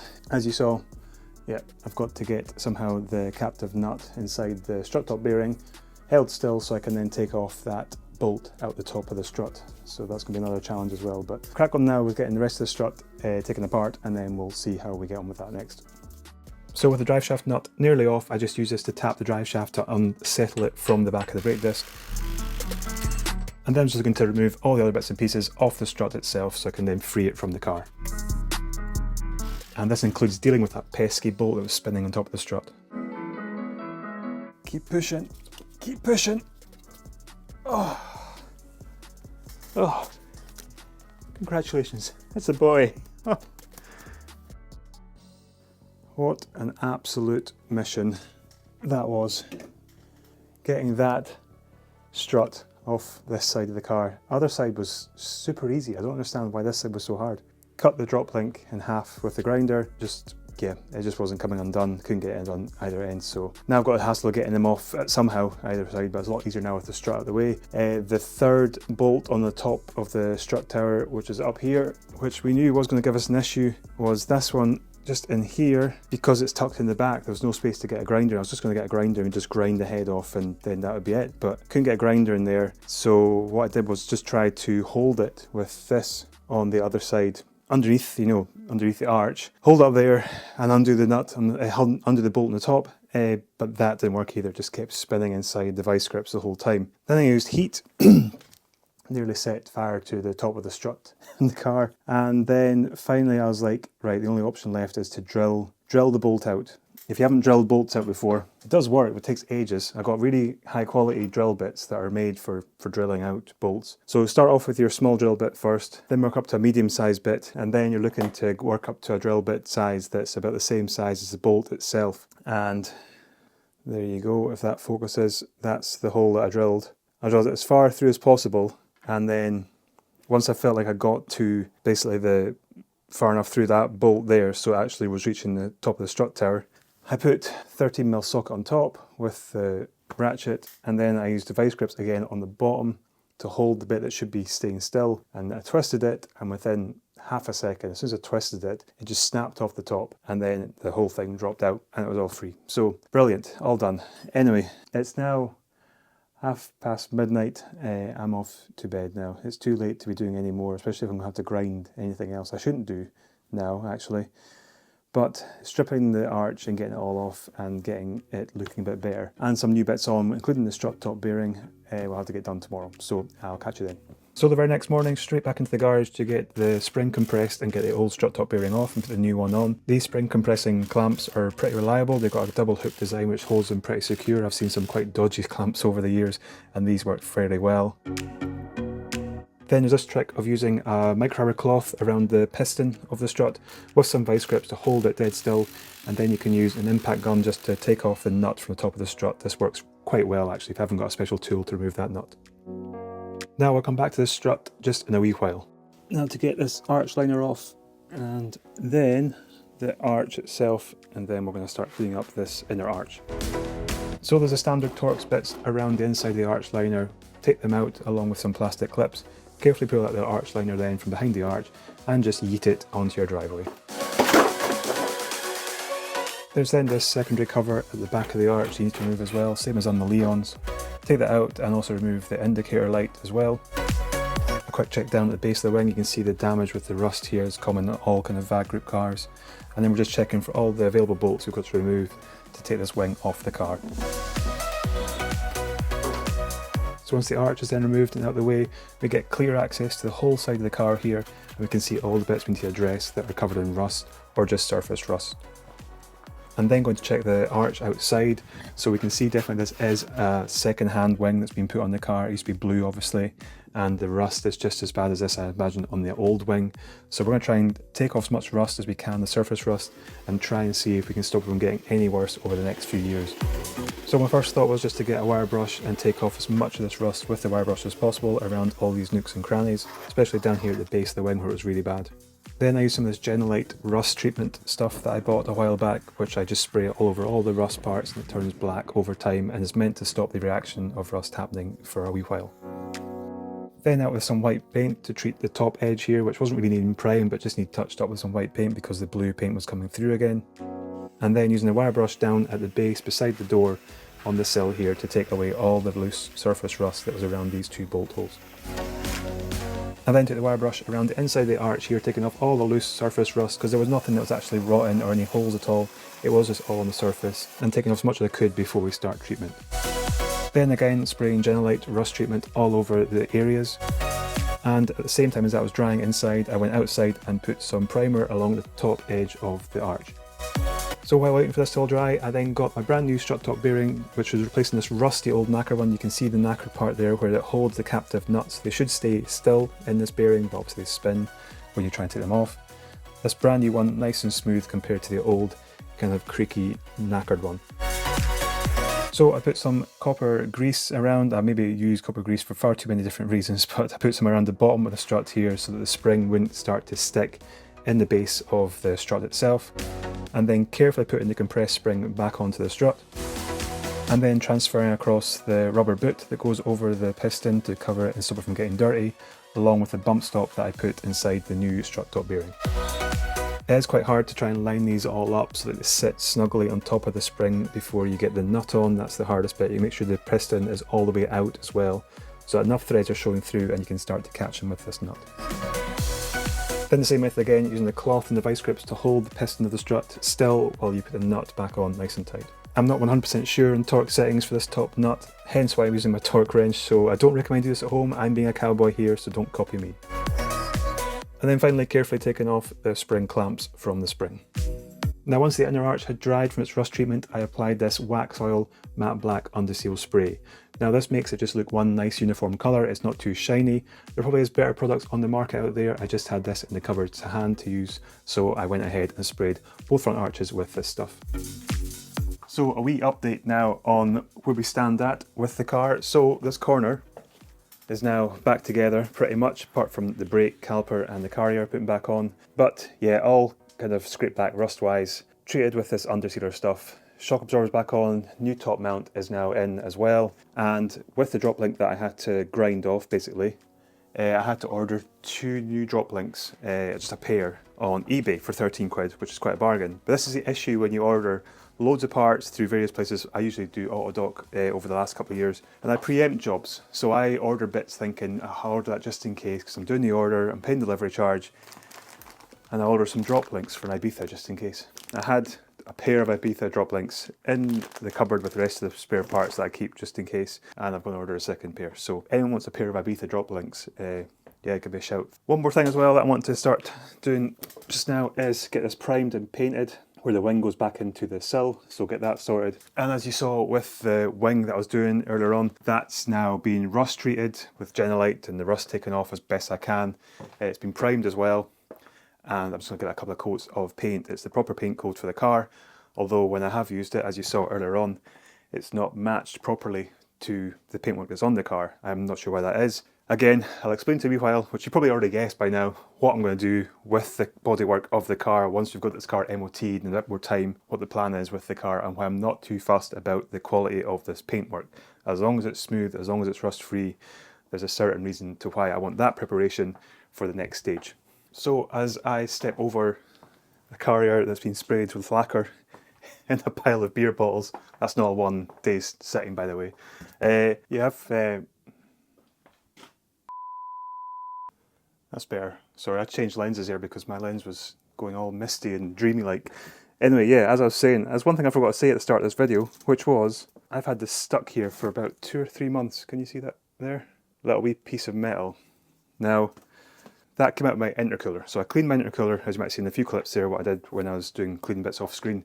And I cleaned out the intercooler, and as I had it drying off and evaporating, I picked it up and I heard this rattling noise, and that fell out of the intercooler. Tiny wee shard of metal. Now it makes sense because if you had seen pictures of the turbo, the fins on the turbo were all really badly damaged because the it came off its shaft, on the bearing shaft, whatever it's called, and the turbo was kind of wiggling around inside the housing, and all the fins were catching the edge of the housing and just chipping off. But if that wee shard was in the intercooler, there's a good chance other wee bits of metal from the turbo have come off as well, and that they will be situated inside the engine somewhere. So from the turbo, there's a bunch of pipes then that take the kind of boosted air around towards the intercooler, through the intercooler, and then up, once it's been cooled from the intercooler, up into the engine, through the intake, and it could be stuck inside the cylinder. So I'm going to inspect the cylinders quickly with a camera as best I can. It's a really cheap wee kind of inspection camera. I'm going to have a look in the cylinders, see if I can see any bits of metal in there, just in case. I'm going to take off the sump, I think, and then empty it all out, give it a really good clean just in case there's somehow bits of metal in the sump. I don't even know if that's possible, but I thought might as well do that as well. Do my full service as well, drain all the oil out, so if there is wee shards maybe in the oil system, that will be taken out. If there's any wee bits of metal in the oil filter, I'm going to have that changed as well, so hopefully eliminate any wee places that this other bits of metal could be stuck. That's the plan. That's the worst headache I've got. So anyway, let's start cracking on with all those wee jobs and try and get this car back together to start turning the key as soon as possible. So as I said, I wanted to tackle this bit at the bottom of the sill here where the wing bolts into, get that primed and painted, ready to put the wing back on. So I just masked up the edge of the door, edge of the arch, and just covered it loosely with some plastic to try and cover as much area as possible that wasn't going to get sprayed with paint. After rethreading these holes, because they were covered a bit of corrosion, I then popped the bolts back in as well. This has stopped the threads of these bolt holes from getting covered in any primer or paint, and also means I can paint the tops of these bolts at the same time. So a few coats of etch primer on this part of the sill, and then of course I had the wing still sitting outside with some primer on it, so I went back outside and coated it with some white paint. Now while that paint was drying, I then went back into the garage to fit the drop links. Now I took the pressure off the suspension by jacking up the hub assembly. This compresses the suspension to kind of normal ride height, and then fitted the drop links. You do all your tightening up with drop links or other suspension components with weight on the suspension, if that makes sense. So I quickly made sure I tightened down these bolts here. I'd forgotten to torque them down to spec, and then quickly cleaned the strut top area itself. It was time to refit the ECU back into its clip housing at the side here. Old brittle plastic, as you expect, this just broke off and went into the engine bay somewhere. So a quick bodge by drilling a hole into the plastic here and then fitting with a cable tie. Then finally getting the brake assembly back together, so the carrier and then these brand new powder coated calipers that I'd bought for the car and had them powder coated locally. And as I've done previously on the rear of my Leon, I've now coated these new calipers with ceramic coating. So it's a really cheap coating, but it seems to help when it comes to washing the car every week or so, that the brake calipers clean up really nicely each time. Oh, and of course popping back on the brake line, and I'll bleed these brakes later on. Time to change the oil on the car. Now when I took this oil plug out, you can see the quantity of oil that came out of the engine was not a lot. This explains why most of the oil was in the intake system, intercooler and exhaust. I must have got about a litre of oil out of the engine, which is quite scary to think. Thinking I was working on a TFSI engine here, I took off the bottom of the oil cooler unknowingly, and it just had oil coming out everywhere. Tightened that back up to then go to the top of it instead to find the oil filter housing, which I loosened and popped out the old oil filter. Then I removed all the Allen headed bolts around the base of the oil sump here to remove it from the engine. I drained out the last little bit of oil that was inside the sump here, and then I found this weird bit of orange plastic that was in there, so I'm not sure exactly where that's come from. And then what I'm doing here is I've got a magnet which I just wanted to wipe backwards and forwards inside the last part of the sump through the oil to see what kind of bits of metal it picked up, if there was any at all. So then it was on to a thorough deep clean of the sump to make sure there was no residue left in it at all, and also remove all the old gasket that was around the top of the sump as well. It looks like this has had 2 layers of gaskets applied over the last number of years. Maybe it hasn't leaked before, someone's just applied gasket. So I want to clear all this old gasket off to make sure it's a brand new surface, then I could apply brand new instant gasket to. I also cleaned up the face on the bottom of the engine as well to make sure it had a nice clean surface to mount to, and also cleaned up the oil pickup pipe as well. And then applied this instant gasket, which you can get anywhere online, and just put a very thin bead around the edge of the sump. I then carefully put it up to the bottom of the engine, making sure I wasn't smearing any instant gasket until it was properly ready to go into place, and then just lightly tightened up the bolts around it. I think it says about half an hour to an hour to leave it to kind of harden a little bit, and then you properly tighten it up. So with the scene there, I've got the sump back on. It's quite okay. The bolts that are up inside beside the flywheel bit, they're a bit tricky. You can actually lose one of the bolts in that bit if you're not too careful. Anyway, what I got, I don't know if you saw in the pictures there, the footage, what I got in the sump was quite a lot of wee bits of metal, and you'll get tiny wee shards. If you've seen my service video on the Cupra, you get tiny wee filings that appear, but you can probably see these bits are a fair bit bigger, and that is all metal. Using the magnet here. So whether that is well, I imagine it is a turbo. It's part of the turbo probably, just as it's been chipping away off the housing of the turbo. The wee turbine blades have been getting dug away at and landed in the oil. So hopefully that's the majority in the sump, and I haven't actually looked through the filter yet, but I imagine there'll be bits in the filter as well. And it's gathered it all up and stopped it from getting anywhere else. But anyway, that doesn't matter. That's the least of my problems just now. I thought off camera I would just do the simple job of changing the glow plugs over. I've only got 3 glow plugs there because, surprise, surprise, the 4th glow plug, you see it's down there in the cylinder head, stuck, the top of it's come off and the rest is still stuck there. So that's now a new challenge for me to try and get that out. Just don't know why they're so tight. They can be a pain if over tightened, and there's no need for it at all. I think it's 6 Newton meters to tighten them up to with some copper grease. But yeah, that 4th glow plug was just, yeah, I thought it was moving, but as soon as I moved it a little bit more, it just snapped. Anyway, let's crack on and deal with these issues. So since that last segment you just saw there, it's been about 2 days. I've kind of calmed down. I was pretty peed off about that glow plug being stuck in the head. Since then I've spoken to someone from work who's got a welder. He says he'll come by at some point with the welder and weld a nut onto it, and hopefully the heat as well will hopefully extract it. So I'm going to leave it alone completely just now. I have started like taking off the top, the rocker cover to get a new seal on it, because I could see black silicone around the edge of the rocker cover sticking out around the edges, and it turns out it's got a seal on it, but it's also been silicone sealed as well. So I'm going to clear all that up and get a new seal on the rocker cover and put it back on, and then all I've got to do then is get that get that glow plug out and get a new one in. I'm not too sure if you can start a car on 3 glow plugs and not 4. I imagine you can. Probably not the best for it, but I'd rather have that glow plug out completely and a new one in before I start turning the key for the car. So yeah, like I said, let's get on now with the rest of the jobs in the car, under this bonnet here especially, and look to get this car started as soon as possible.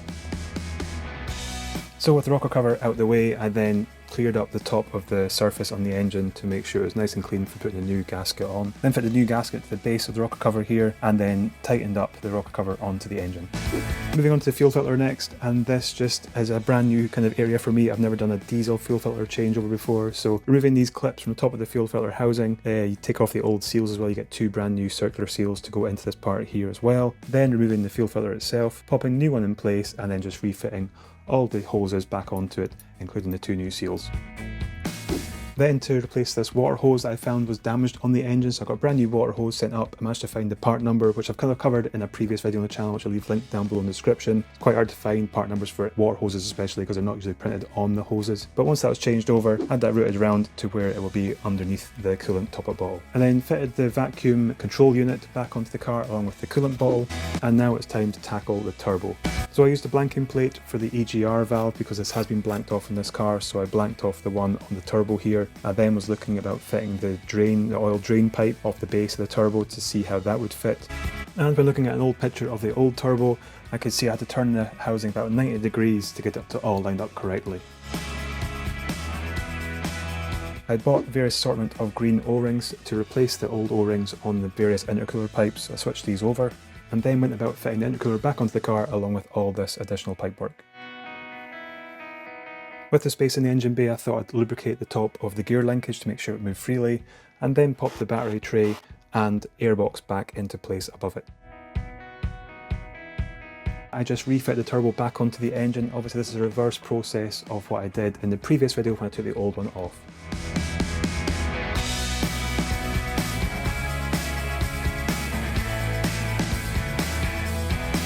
So that's the engine pretty much 95% back together now. I've been at it the last few nights. I don't know if it's come across on camera like that, but every night I've just been chipping away at it after work or before work.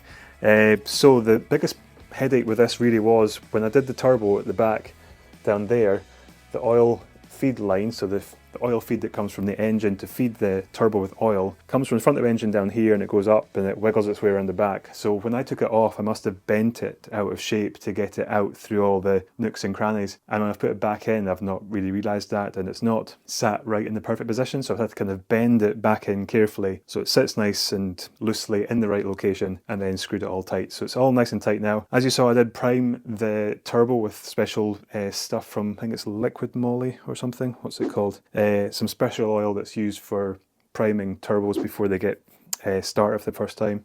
So that's been done. I'll need to put in oil just now because it's completely empty of oil. I need to get another oil filter because the one that came for the car was the wrong one. Didn't realise until like last night when I was about to put it in. It's the wrong shape, so I need to order one. Sorry, I have ordered one, but I might put the old one back in along with new oil, and then my thoughts are run that for maybe a couple of days or so, then drain that oil out with the old filter, put a new filter and new oil in again, and hopefully that'll take out the last of the residue of the bits of metal and stuff that were lying in the engine that we found in the sump. That's the plan with that. What else? Sean, the guy who did my wheels, refurbished them for me. He works on these engines quite a lot. He's really into doing mechanical stuff as well. And he said if I'm worried that there could be oil lying in the cylinders, that I could take the glow plugs out, or 3 out of the 4 glow plugs out, and then just turn the engine over and it should force any oil out through the glow plug holes. I really hope there's not enough oil for that to happen. I hope it's just oil residue on the pistons and nothing more severe than that. So what now? Well, I've got to get this finished off, so just need some lacquer on this corner here before I put the wing back on, get the plastic off, get the wing back on, the bumper on, take it outside for a wash. I also need to sand down that driver's door where it's got that kind of cracked eggshell effect paint. I'm going to sand that so it's nice and smooth, then give the whole car a wash like I said, and then once I fill it up with oil, I may start the engine. I don't know how long this video is going to end up being. I hope it's not too long for you to watch. So I'm going to try and stick to my promise and get this key turned before the end of this video. So I did fill the car up with oil that night, and the following day I took it out onto the driveway to then treat the inside of the car with vinegar to try and kill all this mould. And so far, after a couple of days, it has actually worked really well. It does smell obviously of vinegar for a wee while afterwards, but it does gradually fade away. I then popped the wing back on, just with the few bolts holding it in place, and tried to line it up as best I could with the side of the bonnet. And yeah, that even involved pulling on it, so yeah, I don't advise you do this to your wings. Now to tackle this weird cracked eggshell effect on the paintwork of the driver's door. So I used this detailing sander, I think it was Black & Decker, and I just had, I think it's a 600 grit sandpaper on the bottom here, and I just basically sanded the side of the paintwork with this back and forth until it made a nice smooth transition from the bottom part of the door up to the top. And it does look a mess still, but if you haven't already guessed, I'm planning on wrapping this car at a later date, so stay tuned for that. Obviously subscribe if you want to catch my first ever attempt at wrapping a car. And the final stage here was just giving the car a quick snow foam and wash. So now down to starting this car. So I took out the 3 glow plugs I could remove obviously from the engine and place a towel over the front of these exposed ports where the glow plugs would go, with a plan now to start the engine and see what comes out. As you can see, there is some oil stains on the towel, and looking closer at the ports for the glow plugs, you can see there is some oil coming out of there as well, but it's not actually as much as I thought would have come out. I then popped the glow plugs back in, connected 3 out of the 4 of them up to the wiring for the glow plugs, and then it's time to start the car. So we've got some fuel, time to start this car and see what happens, and if that oil in the cylinder is going to cause a problem or not.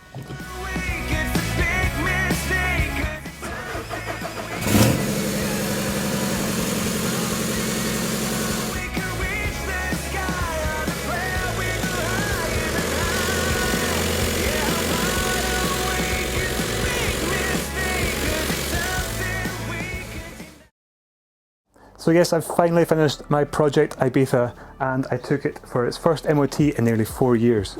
But then sadly they refused to MOT it. But we'll explain more about that in a moment. First of all, when I started the engine for the first time at the end of the last video, there's a whole bunch of new problems which had appeared since starting the car, so I had to make sure I got them fixed before I could take it for this MOT.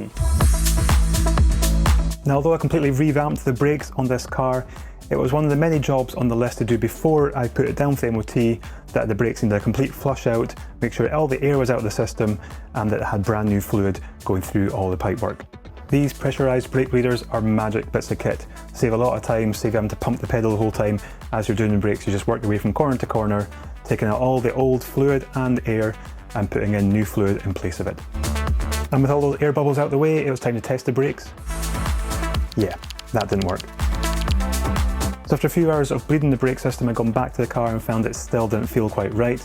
Looking at the back of the brake calipers, there was some weeping brake fluid coming through the bottom of the brake flexi on the front brake caliper. So I thought I'd swap over the washers to give it a better seal.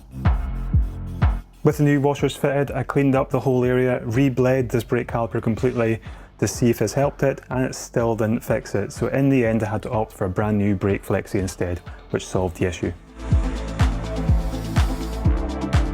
Now, I've been aware the wiper's not working from day one. I did have a quick check of the fuses, but I was aware there was some slight movement in the wipers when I did try to move the wiper stock. So what I thought I'd do quickly is just put some WD-40 on all the joints along the wiper linkage to see if this might help the system move more freely and hopefully start working again. And with a bit of assistance from my arm at the same time as turning the wiper stock on, I started to move the wipers back and forth, and then they took care of themselves. There's a handy wee bleeder on the bottom of the radiator for the Ibiza, which drains out the coolant system, so I used this to take out all the old brown looking coolant and replace it with brand new pink G12 Plus coolant instead. I bought this handy coolant bleeder system from Amazon, which is meant to stop any air bubbles getting back into the system, so any air that comes out is replaced with fluid, and it stops any overheating or air locks later on. Now, I had done a full service on the Ibiza in the last video, but there was one thing I didn't get a chance to do, and that was the pollen filter, which, as you can see, had not been changed for ages. This was disgusting. To think that you could breathe in this stuff when you turn on the fans inside the car is pretty scary, actually. Now, looking at the side of the old pollen filter, you can see the date on it, so it's back to front, so it's the 24th of January 2013, so this was about 10 years old, this pollen filter, and yeah, definitely needed changed.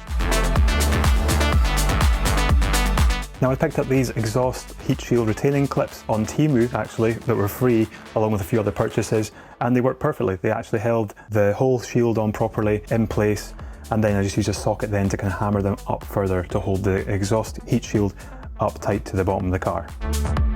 Then it was on to putting the exhaust system back on the car. So this has been off from day one of receiving the car to basically drain all the old turbo oil out of the exhaust system. So I had them upright outside in buckets, trying to get all the old oil out of them before putting them back on the car, hopefully that they wouldn't smoke too much. And just prior to getting the back box on, I did trim off a bit of the excess flaps of metal that were flapping around so they wouldn't get caught on the underside of the car at the same time. Once the exhaust system was fit, I ran the car to get up to temperature, and I noticed there was still oil spurting out the back of the exhaust. Not massive amounts, but still residue coming out of there, a bit of smoke as well, and all the joints under the exhaust were starting to leak oil as well. So I thought I'd put some exhaust paste, black exhaust paste, around all the brackets to see if that would seal up the whole system properly. I find it's always easy to tell if someone's got a project car is just look at their driveway for spots of oil, because this is clearly a project car that's left this mess on my driveway. Now, the fault light on the dashboard for the airbag would be an instant fail for the MOT, so I had to get rid of this somehow. So using my OBD11 system, which I've had for about 10 years now and has been really good for solving lots of issues like this, I plugged it into the car, scanned it for fault codes, and then cleared all the fault codes that I could off the system. Now, the airbag light was a bit of a hassle. It's because of the aftermarket Fabia leather seats inside the car with the airbags in the seats. So it took a bit of jiggling to try and get the system to recognise them as new airbags. Once it did though, the light disappeared off the dashboard. If you want to get OBD11 for yourself, I've left an affiliate link down below in the description, so if you buy it through that link, you'll help support the channel. Then a quick top up of diesel system cleaner and some diesel as well to get it off the driveway down to the MOT station, along with some new mats because the tatty carpet inside the Ibiza lets it down a bit, so these new mats finish off the interior perfectly. Car mats for you, I use for all my car mats in all my cars over the years. Not sponsored anyway, but they are really good mats and they come with original fittings as well if you have them in the carpet. So it's MOT day finally for the Ibiza after all this time, and nearly exactly a year actually since purchasing this car. It's now time to put it through its MOT. I've just had a few things I've done basically to check that I can do myself, like checking the seat belts, making sure they plug in and they're secure and they stop as well. And I also went around the whole of the car as well and checked all the lights, which I'll show you on the screen just now. Make sure all the lights work, and it's just one side repeater in a driver's side wing that I had to replace. Other things I can't check though, like the emissions, I can't check that. If there's anything that's badly worn, like any bushes on the car, that'll be up to them to pick up. Fingers crossed it passes. I'm going to just come, I forgot to say, I'm just back from my night shift and I'm taking the car down to the garage in the morning. When I take my little nursery, I'm going to drop it off, let it get MOT'd. I'll go straight to sleep then, and then I'll wake up to probably a notification on my phone actually, because I've got this Know Your Car app, it's called, and it will ping your MOT results, whether you fail or pass, straight away. Actually, before I get the phone call from the garage, I'll get the notification on my phone, so something to wake up to in a few hours time. Fingers crossed it passes, but I just don't know. But what I do find is always helpful is if you just leave £20 in the sun visor, you know, just tucked in there, yeah, I just find that £20 in the sun visor usually gets it through the MOT, no bother.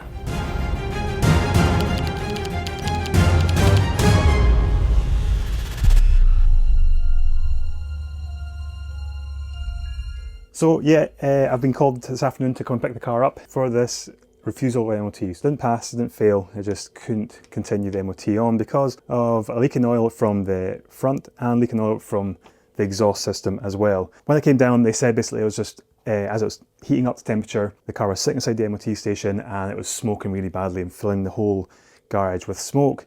So they had to call a halt to turn the engine off and get the car out of there, obviously health and safety reasons, which I don't blame them about at all. I would be totally the same if that was my garage filling with smoke. So they said the oil was coming out the exhaust, which they were unsure about, so I did tell them about the issue with the blown turbo from before, and that did fill the whole exhaust system with oil, which I thought I drained out the majority of, but once it's up to temperature, that exhaust system is just seeping out oil from the catalytic converter and the silencers. So there's just no proper way to get rid of it at all. So I have now ordered a brand new exhaust system with a new catalytic converter and an aftermarket stainless steel back box to go in the car, and then hopefully that will completely clear that issue up. The oil from the back of the engine was because the rocker cover gasket had been leaking and was just draining oil down the back of the engine. So once it's up to temperature, that residue from the oil was just starting to drip off, and that was causing another oil leak. So I'll give that a quick wash and try and clean that all up as well. Graham as well kindly mentioned when he did have the car running for a short period on the ramp in the MOT station that he noticed that the front headlight wasn't looking at the right direction at all. It was dipped right down.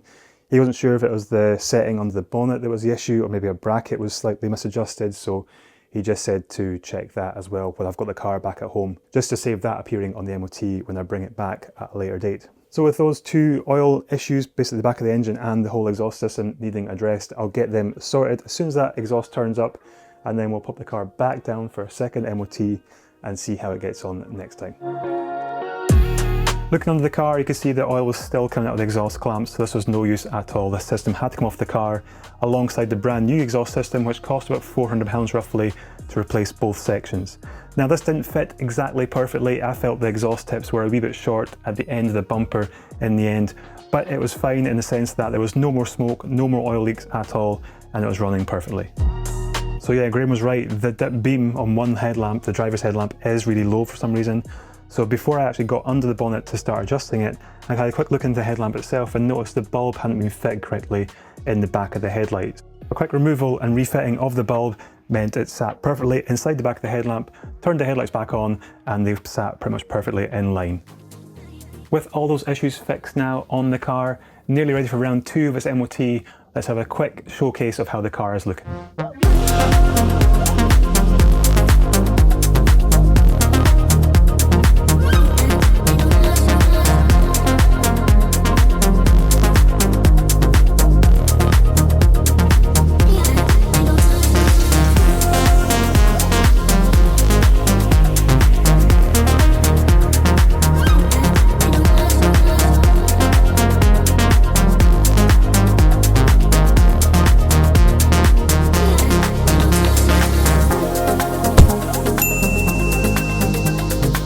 So yeah, the car, as you can see, has passed with no advisories as well. I haven't actually got the MOT paper on me, it's at home on my wall, framed of course. There's a few issues I'm aware with the car though, it's not perfect. The brakes are still a bit soft, they're enough to pass the MOT, but they are still needing attention, so it could be the ABS module because that was still a flagged up issue on the OBD scanner. Also there's weird noises and rattles coming off the engine once it's warmed up. And talking warmed up as well, once the engine is warmed up, it seems to be slightly harder to start, which is really, really strange. Usually diesels are hard to start when they're cold. So if anyone has ideas about why a warm start issue happens on a diesel car, please let me know down below in the comments. This weather as well is disgusting. It's the end of May and it was been beautiful the last few weeks, and then the last 2 days has been like this. It was just disgusting. I've just come back from the North Coast 500, which had beautiful weather for most of that, and this is what I come home to, so lovely, yeah. Now if you are interested in the full breakdown of the cost of this car, what all the parts have cost me, what the car's cost me, what it owes me overall, I've already posted the breakdown on my free newsletter which I send out each month to my readers, so they've already seen that. But if you want to see that on YouTube, I'll pop it in the next video on the channel. And that brings me to the next question. Where do I take this car from here? Do I just run it? Because the plan was with this car to keep it on the road just now, take the Cupra off the road to refurbish it over winter time. There's a lot of suspension needs reconditioned underneath. So do I just run this car just now as it is, don't touch it, and then when the Cooper's back on the road, just sell up and then maybe break even for the price this car owes me? Or do I modify it? Because I'm a bloke who likes modifying cars. So yeah, obviously know what I'm tempted to do, but yeah, let me know down in the comments what you think I should do with the car. Obviously if I modify it, I'm not going to increase the value massively at all, if at any value at all.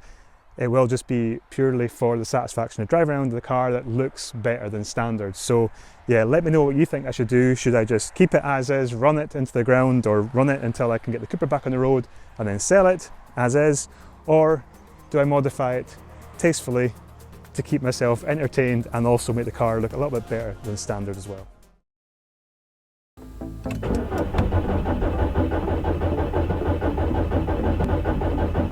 Now, as a car owner, you can probably relate to this.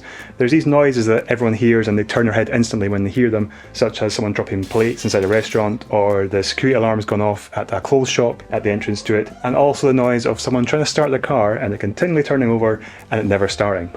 And yes, that's exactly the issue I have got with my trusty wee Ibiza here. The project car I got back on the road, clean bill of health for its MOT, but now I'm having this warm start issue where when I try and start the car, after I've stopped it for a few minutes, I've had a long journey, it won't start as quickly. It does finally start, but it takes ages to turn over, and that's exactly what I mean. Sitting in your car, turning the key, everyone looking at you thinking, oh, that car's not going to start, and it finally started luckily, but I hopefully want to fix it in this video.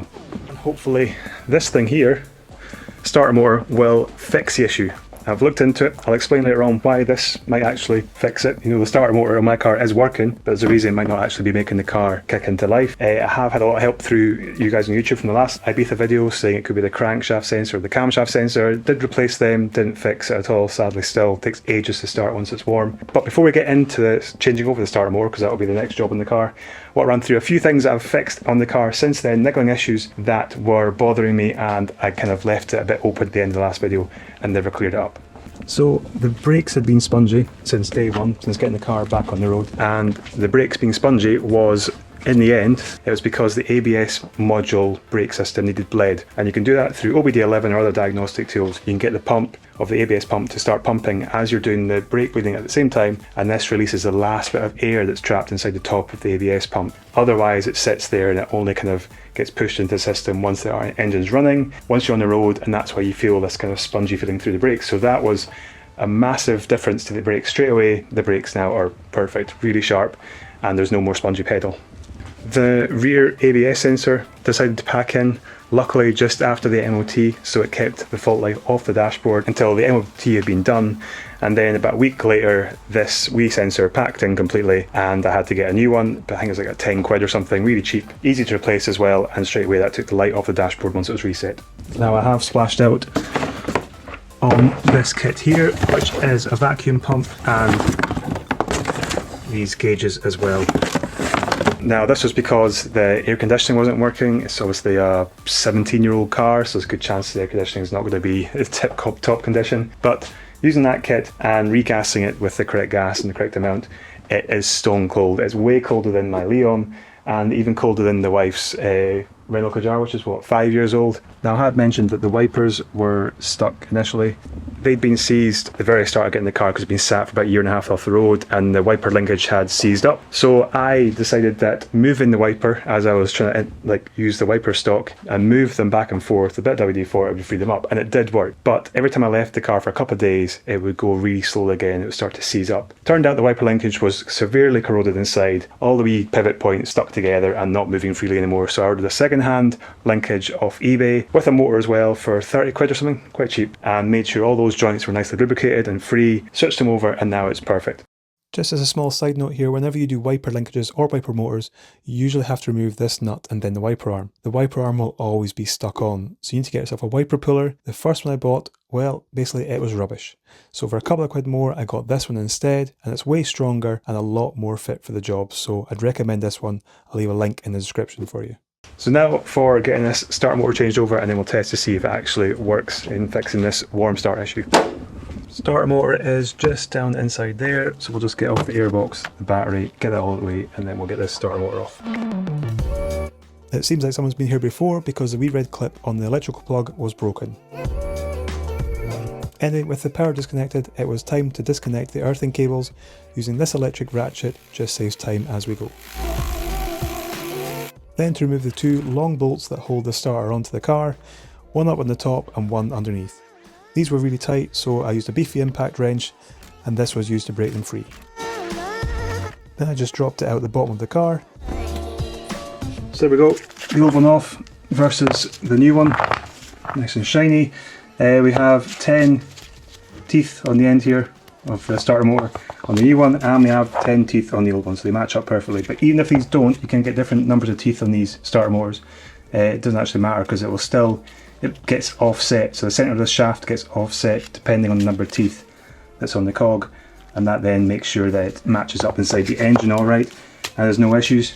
Now the reason that these starter motors can be the reason for the engine not starting is because once the engine knows it's been run a bit, the coolant temperature is up to a certain threshold, it needs to have at least 250 revs per minute or revolutions per minute to get the compression up possibly inside the engine. I'm not too sure in the science behind it, but you need to pass that 250 mark when the engine's turning over to get the car to start properly. And after realising this issue when I read it online, I was watching the revs then when I was starting it from cold and starting it once it was warmed up as well, and it was barely reaching 250, sometimes not getting anywhere near it at all. And if it's not doing that when the engine's been ran and it's looking for that threshold that there's now like a warmer temperature in the engine, it needs to hit that 250 mark to get that compression working, to get the engine started, hence why the old one wasn't doing it. So hopefully this new one has got the power behind it to start the engine now by getting it past that 250 limitation.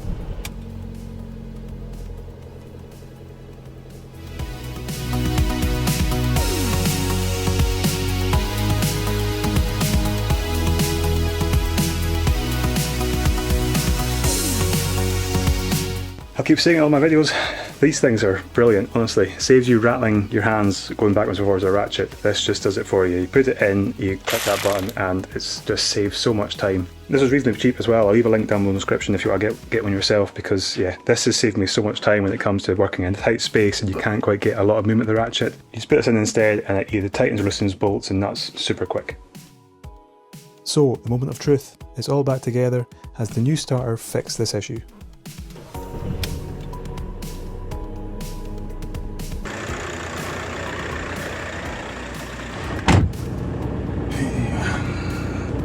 So this is usually where it's doing the issue.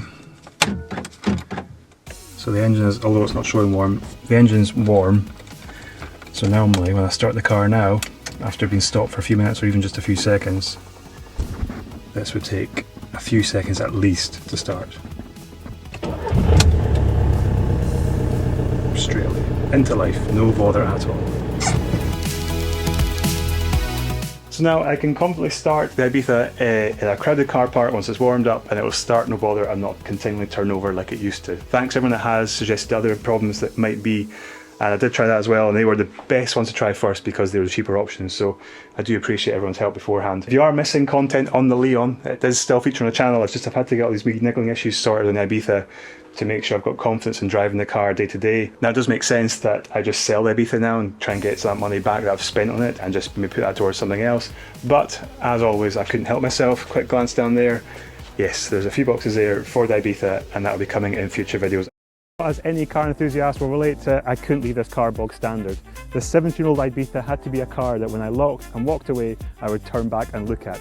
So against everyone's recommendations, I started chucking money at the car to modify it. So let's go back in time and join a very optimistic Kev who's basically taken on a very unrealistic challenge and hasn't got a clue of the work facing ahead of him. I'm going to get this car ready for a show, the Golf show, which I did back in April with the Leon previously. This time I'm taking the Leon and the Ibiza with me. As long as I can get it ready for the show, which involves modifying it quite heavily. I want to modify the car anyway. It doesn't make sense money-wise, but it does make it look a lot better, I think, than standard. That's the plan. But the thing is, this is Friday evening and the show starts on Sunday morning. So I need to get a lot done to this very standard, actually very scruffy looking Ibiza. I need to get a lot done, and that involves the following things we've written down here. I've got a wheel finesse steering wheel cover put on. I've got wheel spacers, a full vinyl wrap. Oh, another thing as well is the vinyl that I am putting on the car was chosen by my subscribers in a poll about a month ago, I think. I put a few colours up for choices, asked for the favourite one, and then for the favourite one I then did a couple of variations of that as well. So I've now got one choice of colour to go on the car. It's maybe not the most exciting colour I'm going to put on the car, but I actually think it looks really good. It suits the car really well, and you'll see I'm not going to try and hide it. It's not one of these kind of reveal videos where I then show you finally the colour of it. It's not really any sort of secret. You'll just see it getting applied throughout, and then we'll get the overall look of the car once it's finished. Other wee bits and pieces, I'll be looking to put a front lip spoiler on the Ibiza as well, and also a roof spoiler or boot spoiler, whatever you all call it, on the back of the car, just to give it a bit more aggressive look. I've taken the wing mirror caps off. They were silver, badly scuffed, so I'm taking them off to spray them black as well. Now, a mate of mine, Robbie, did help fix the exhaust issue, so I got an aftermarket exhaust, stainless steel, but it wasn't quite fitting right at the back of the bumper. It was sitting too far under the car, and the tips were off to one side, so they're pushing against the bumper and melting the bumper when they got warmed up. So Robbie's now thankfully fixed that for me, and that now looks a lot better. And what else have we got? We got, oh yeah, of course, you need to lower it because it is on standard suspension, and it is a bit wallowy as well, so I think the shock absorbers are kind of knackered. So I've got coilovers to go on it as well to slam it on its new spacers. And yes, 1.5 days to do all that. So tonight, all of tomorrow, maybe a late one tomorrow night as well. And yeah, I can't get it in the garage properly because I've got internal doors here in the background. For some reason I chose to do my internal doors in my house in amongst all this as well.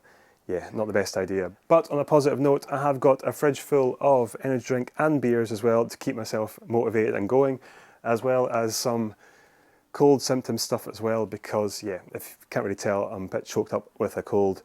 So I'll be taking some of that as well to keep myself going. Hopefully, voiceover Kev, that will cover the rest of this video when I'm editing it, will be sounding a lot better and healthier, and the cold will be completely gone. Anyway, let's get cracking with this car. Now, not as if I was short on time, but I decided I wanted that smooth Euro look to the Ibiza, so removing the bump strips and filling in the recess was first up. And yes, it's probably the roughest method to smooth these, but I didn't care, to be honest. I wanted it done as quickly as possible. Karma wheels are excellent at removing sticky foam residue whenever you remove any badges from your car. Also help at covering you in all the foam residue instead. A quick wipe down, and then I mixed up some body filler to fill in the recesses on the doors, and while that was drying I used some of the excess body filler left over to fill in the small imperfections on this RDX spoiler. Once all the filler was dried, I wet sanded the spoiler, primed it, and then began applying this metallic black spray paint. And I used the same spray paint for the scabby wing mirrors as well. Then to achieve that high gloss, I used my favourite lacquer, this 2K clear coat. Just as always, make sure you're wearing a proper mask when using this stuff.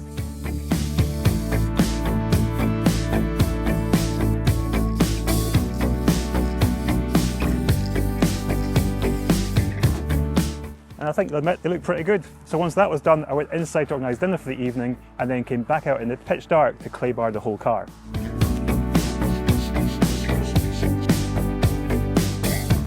Now the bodywork needs to be free of any contamination before vinyl is placed on top of it.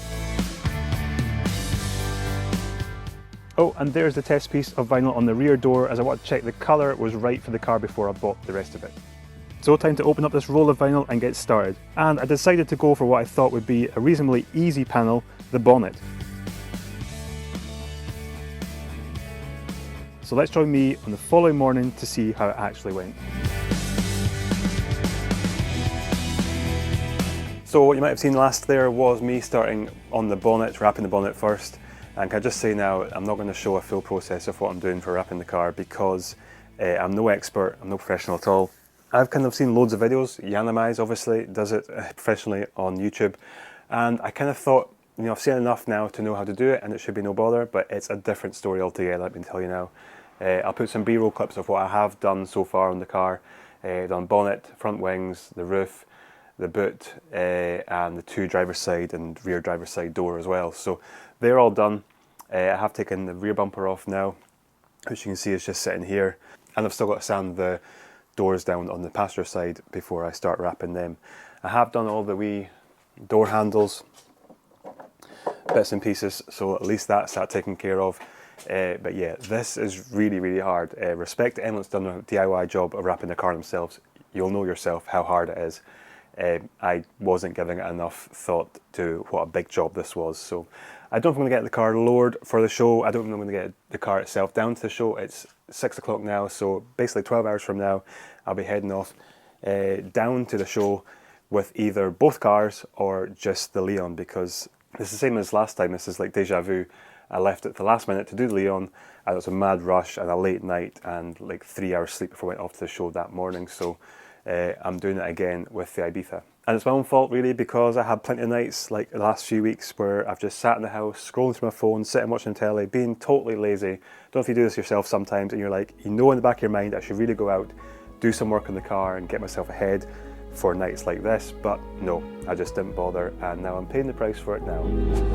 And yes, I was still thinking there's a small chance I was going to get this whole job done in under 12 hours, and that's not even including getting some sleep.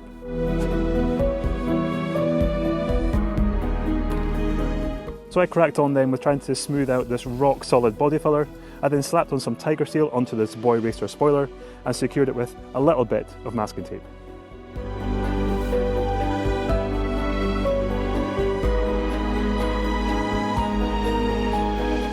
Then on to putting the vinyl on the rear bumper, which I was dreading, and it actually started off reasonably well, but my luck sadly changed.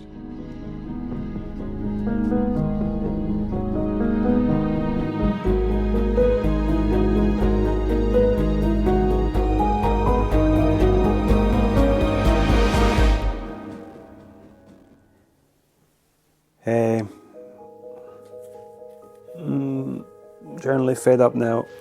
It's 9:10 and still got the front bumper to do, doing the back bumper just now, and disaster. So, you know when you get so angry.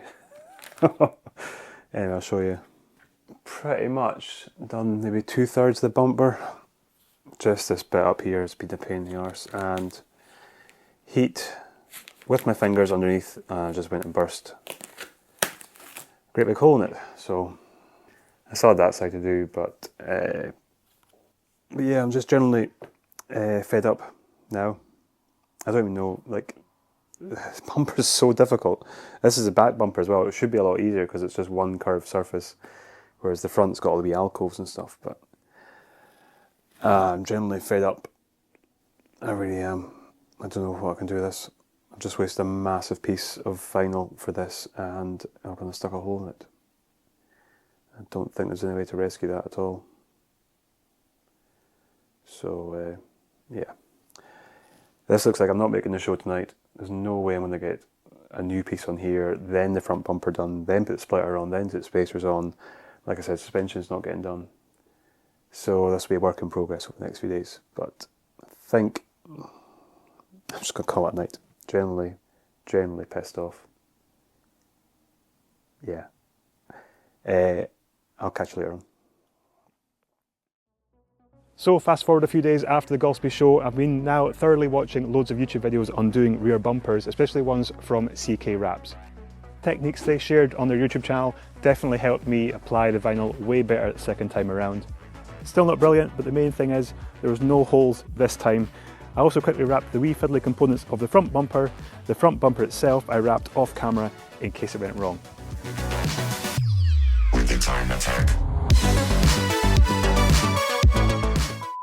If you enjoyed the video so far, of course hit the thumbs up button, and if you enjoy car content like this, then please consider subscribing with the button down below.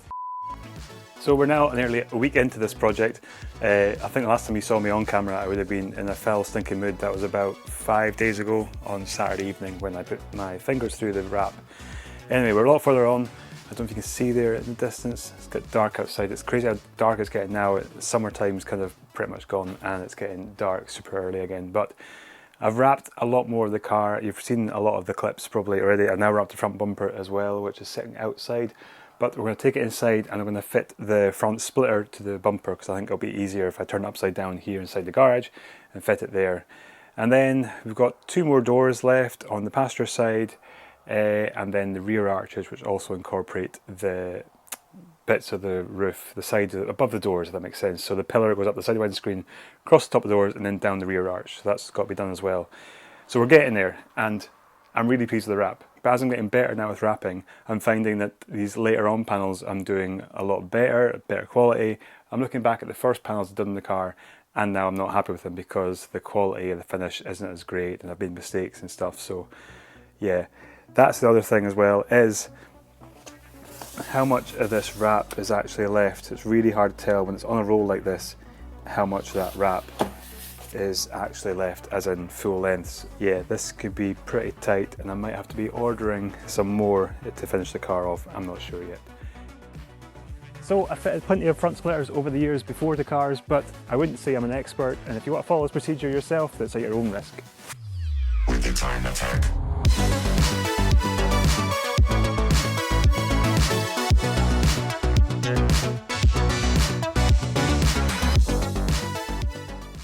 So the blue tape on the splitter was just to hold it still, whereas the blue tape on the bumper itself was to mark the centre line. I want the centre line to then line up with the middle support of the splitter. Then I found that drilling a bunch of holes and screwing in self-tappers works at holding this thing on pretty well. Then it was time to fit the headlight washer flappy things, which required a little trimming so that they set flush inside the bumper. Since I got the bumper off, I thought I'd take the headlights out completely and also just give them a good clean up and try and buff the plastic to make them shine a bit better. So if you have a quick look here, can you tell which one's been done? I don't know if it comes across on camera very well, but this one's a bit kind of cloudy and misty, and this one's a bit more clear. It has got a coat of ceramic coat on top, which I've still to buff off, which is why it's a wee bit wet looking and streaky. But yeah, once they're both done, I thought I might as well do it here on the ground in the garage, but the back of the car, and that should make the front end look a whole lot better with the new bumper mount now being wrapped as well, and the splitter. Might as well do the headlights because they'd let the car down a bit. Now, although there's a bunch of headlight restoration kits out there, just a small selection of various wet and dry sandpaper and a machine polisher with some heavy cut and fine cut compound, and you'll get exactly the same results. What I didn't capture on camera was me applying a coat of lacquer to help protect them a little longer, as what I had done previously with ceramic coating hadn't quite worked properly. Oh, and of course, with the Ibiza getting all the love recently, the Leon decided to grab my attention by having a fault with his adaptive xenons, so that's probably a future video to look out for. Now to get these shiny new headlamps on the car.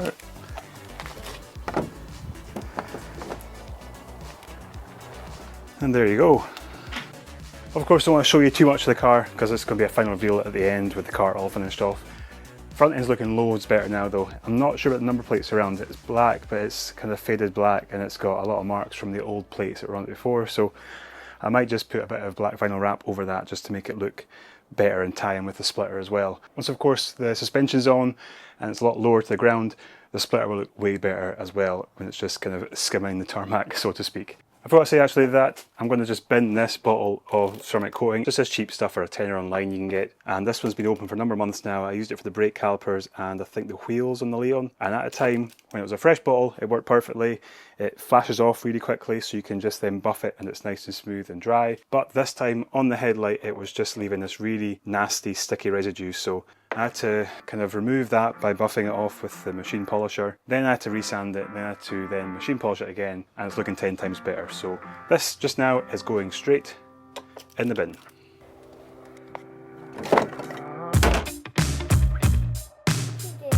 So because I've been rubbish with wrapping the car overall, I thought I'd bring in an expert to show me how it's done. So Millie is going to help me. You ready to help me? Yeah. Right, so what you got to do, you got to peel that bit off first. What? You got to peel it off. Yeah. That one or that one? That one, the sticky one. Okay. And where does it go? I don't know. Goes on the door. What? On the door. It's up here. Not on the window, on the door. Or down. Yeah, on there. Other way around though, because that's the sticky side. That way? No, other way around is in That way? that way. Well done. Oh, yeah. Can we, and where can I go to the like, that one or that one? So you make it nice and flat. Like that? Yeah. Ignore the blue bit. The blue bit's just paint. I But have to... make sure it's nice and flat, no bubbles. Easy, isn't it? Yeah, and more when I go back to primary one. There's a bit of bubble there. Where? I thought you were good at this. Yes, Bubbles. I am. There's bubbles there. Yeah. Yeah. That's better. Whoa, I can't do that. No zigzags, just make it flat. Now you're just polishing it. Is that it done? Yeah? That looks alright. Are you happy? Yeah. Thumbs up. And another one, look. 2 thumbs up. That good? Yeah, I don't know if it's that good for 2 thumbs up. Oh, it's not bad. yeah, I think it was good. So after receiving some tips there from Millie of how to wrap the car properly, I'm now going to attempt using that tips that she's given me to wrap this last piece along the bottom here, the sill on the bottom of the car, and then that is the car finally wrapped and finished off. Now it's in no way perfect at all. We'll get a full kind of reveal at the end of how it looks. You can kind of see a bit of what it looks like in the kind of background there, but we will get a full walk around the car. There is wee bits I'm not happy with, like the split here in the vinyl, and there's also a hole there as well. But because I ordered some more vinyl, I didn't have enough because I had wasted some the first time around. I did order more, and I've got some spare here in the box and there as well. And that'll let me do probably 2 wings, maybe a couple of doors as well, if I want to go back and revisit them and redo them at a later date. Because on the door side of things, I don't know if it comes across on camera, but the bump strips area where I smoothed them over with filler and sanded them what I thought was nice and flat, it felt flat when you put the vinyl over it and flush it down. It was showing like little wee bumps in behind it, so it's not perfect at all. But anyway, like I said, the vinyl's done after this last strip here. I'm going to get straight onto the suspension, and we will get a full walk around the car at the very end as well. As you'd expect, the sills were a piece of piss in comparison to the rest of this car. All you've got to do is ensure every part where vinyl is going is properly cleaned beforehand. The front and back edges of the sills can be a little tricky if you've left a wheel arch liner on like I have, but with a little bit of heat, a little patience and some satisfying vinyl smoothing shots, both sills were complete.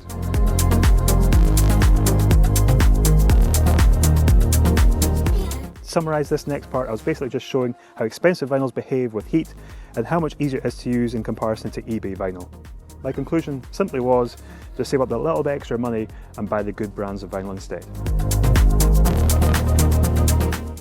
We're finally getting there. The car is now wrapped. Now to tackle the wheel arch gap, which should look something like this now, but before obviously was a lot bigger.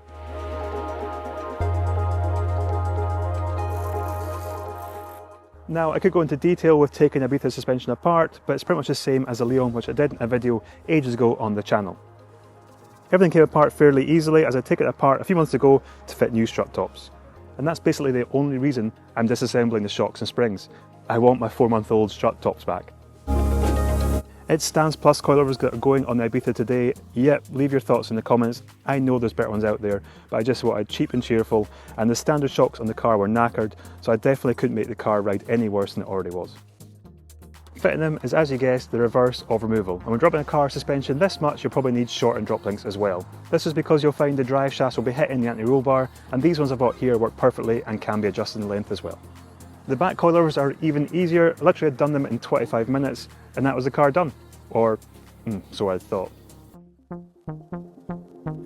It's like this car is quite happy just being off the road because it just seems to be problem after problem. So now I had the car back together, the vinyl all wrapped, and took the car out of the garage and the alternator packed in. So that's why it's now missing. So I'm now patiently waiting for a new alternator to come. The battery light obviously came on the dashboard, which means it's usually the alternator that's not charging the battery. When I checked the battery right enough, it's just 12 volts, not the 14 when it should be charging as the engine's running. And yeah, the first thing I looked at was the alternator, and it's not putting out the charge anymore. So new ones are ordered on the way, I'm waiting for that. But one thing when you are changing the alternator, which is probably a pretty much straightforward, self-explanatory thing, is make sure you disconnect the battery first, because I didn't, and these chunky cables down here, which are usually on the alternator, were still alive, and I pushed them out to one side and they made contact with the body of the car and blew the big chunky 175 amp fuse, which is these things here. So I got a 5-pack, I think from yeah, 5-pack from Eurocar Parts. I don't know if I'll ever need to have 5 ever, but they're better to have a few spare just in case, because when you try and buy them singly on eBay, they either come from China, which is ages to wait, or you get one that's costing like £6 just for one fuse. So Eurocar Parts, 5 of them, and I'll just keep them as spares because I'm not sure if that one, they're definitely not the same, but these ones here might be 175 as well. So yeah, the alternator fuse blew straight away as soon as that wire touched the rest of the car. Hopefully it didn't cause any other damage, which I'll find out once the car is back together and the battery is reconnected. Anyway, another thing I'm going to do while I'm waiting for this alternator is I'm going to fit the 3rd rocker cover gasket to the engine, because I'm still getting a leak down the back of the engine, and it just runs down gradually over time. As soon as the engine's warm, you get this drip, drip, drip of oil off the bottom of the engine. So I'm going to fit this new one. This one actually came with some new seals where the bolts go into here, so hopefully that maybe seals those areas better as well. I'm going to probably clark it in gasket sealant as well. I know I shouldn't have to, but I'm just going to do it as well to try and minimise the risk of a leak.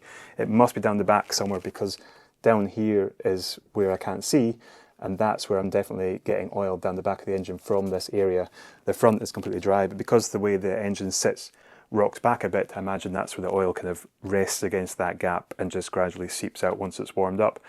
Straightforward job though, because I've done this this is the 3rd time I've done this at least, so that's not an issue. And also what I'm going to do is I'm going to fit a dogbow mount under the engine. I've already replaced the side mount here on the engine. The gearbox mount I never ordered yet, and I'm going to see how much movement is in the engine. If you've seen previous videos, I was kind of complaining about the movement in the engine backwards and forwards, and from that mount on the side as well. So I'm hoping that these 2 mounts replaced will steady the engine a lot better. If it's still got movement from the last gearbox mount, I'll then get that ordered as well. It's just because it's a bit of a pain, I think, to get to down there. I'm sure it's not too bad really, but I just thought I'd do the 2 that were easily accessible at the same time. So we'll get this gasket changed over and the dogbow mount on, and maybe that alternator hopefully will come today so I can get that on the car and get this car out of this garage finally. The easiest job on this Ibiza in this video was fitting this chunky 175 amp fuse. But yeah, on a serious note, I should have known better. Always disconnect your battery when working on anything electrical on your car. The rocker cover gasket is a little awkward to get off, but yeah, once off, you can see where the oil had been sneaking out the back door of it, and with a new one fitted and some sealant applied, it was trying to try it for a 3rd time round. The dogbow mount was super easy to remove, and here's a wee demonstration of an old worn out mount versus the new one. And if you're curious of how worn out the engine mount was, here's another shitty scientific demo.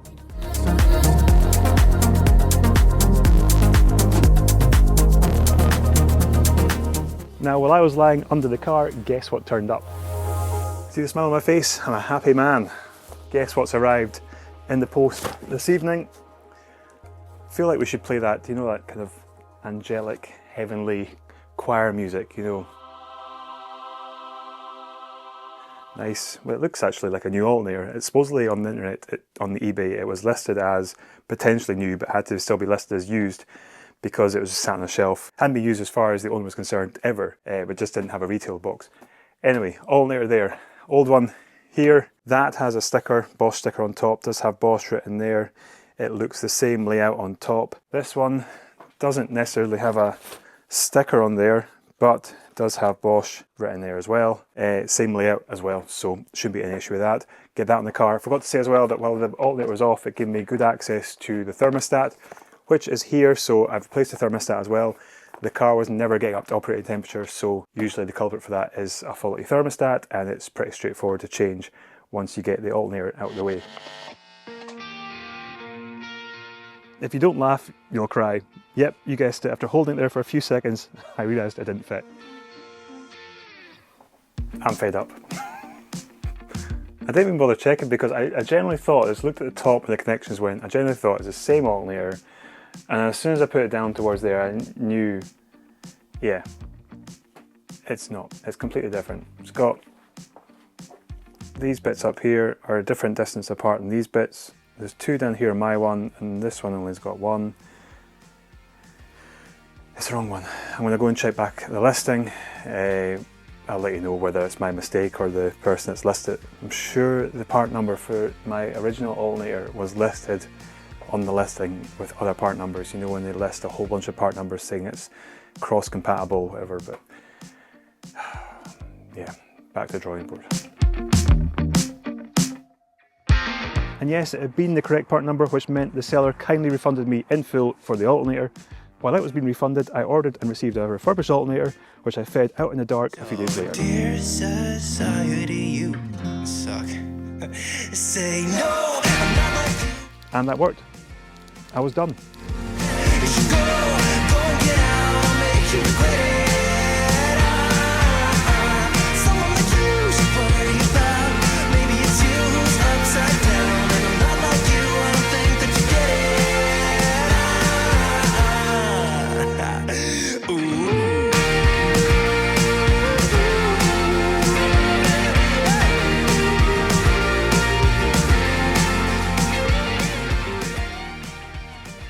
And the car was, or should I say is, now finished. Well, not quite. I still need to fit the wheel fidesz cover, that's not been done yet. The exhaust, although sitting correctly there, is actually sitting on the rear axle and vibrating whenever I start the car up. And back inside the car, the biggest problem just now is the steering rack. So I had the car tracked after it was lowered, and they tracked it, took it for a test run, then they took it back, checked the tracking, it had gone out severely straight away. They retracked it, again another test run, and the same thing happened again. They've checked underneath, everything is perfect suspension wise, but they says the last thing that could be their problem is the steering rack. There could be wear in the steering rack and that would cause the tracking to go out. So a new steering rack is the next big job for this car, and hopefully that will get the steering tracked properly. To be honest, it does feel a bit kind of floaty out on the road. The tracking obviously is a big part of that, but obviously if the steering rack's not nice and tight, that's going to cause that feeling as well. So that's one job that I've got to look forward to. So there she is, my fully modified 2007 SEAT Ibiza. So let me know in the comments what you think. Have I done it tastefully? Have I made a mess of it? Obviously it's a bit rough around the edges for the vinyl wrap, but it was my first attempt, and maybe if I do it again in the future I'll be a little bit better. I appreciate you watching right to the very end, so I'll catch you in the next video. Cheers. Oh Jesus, nearly.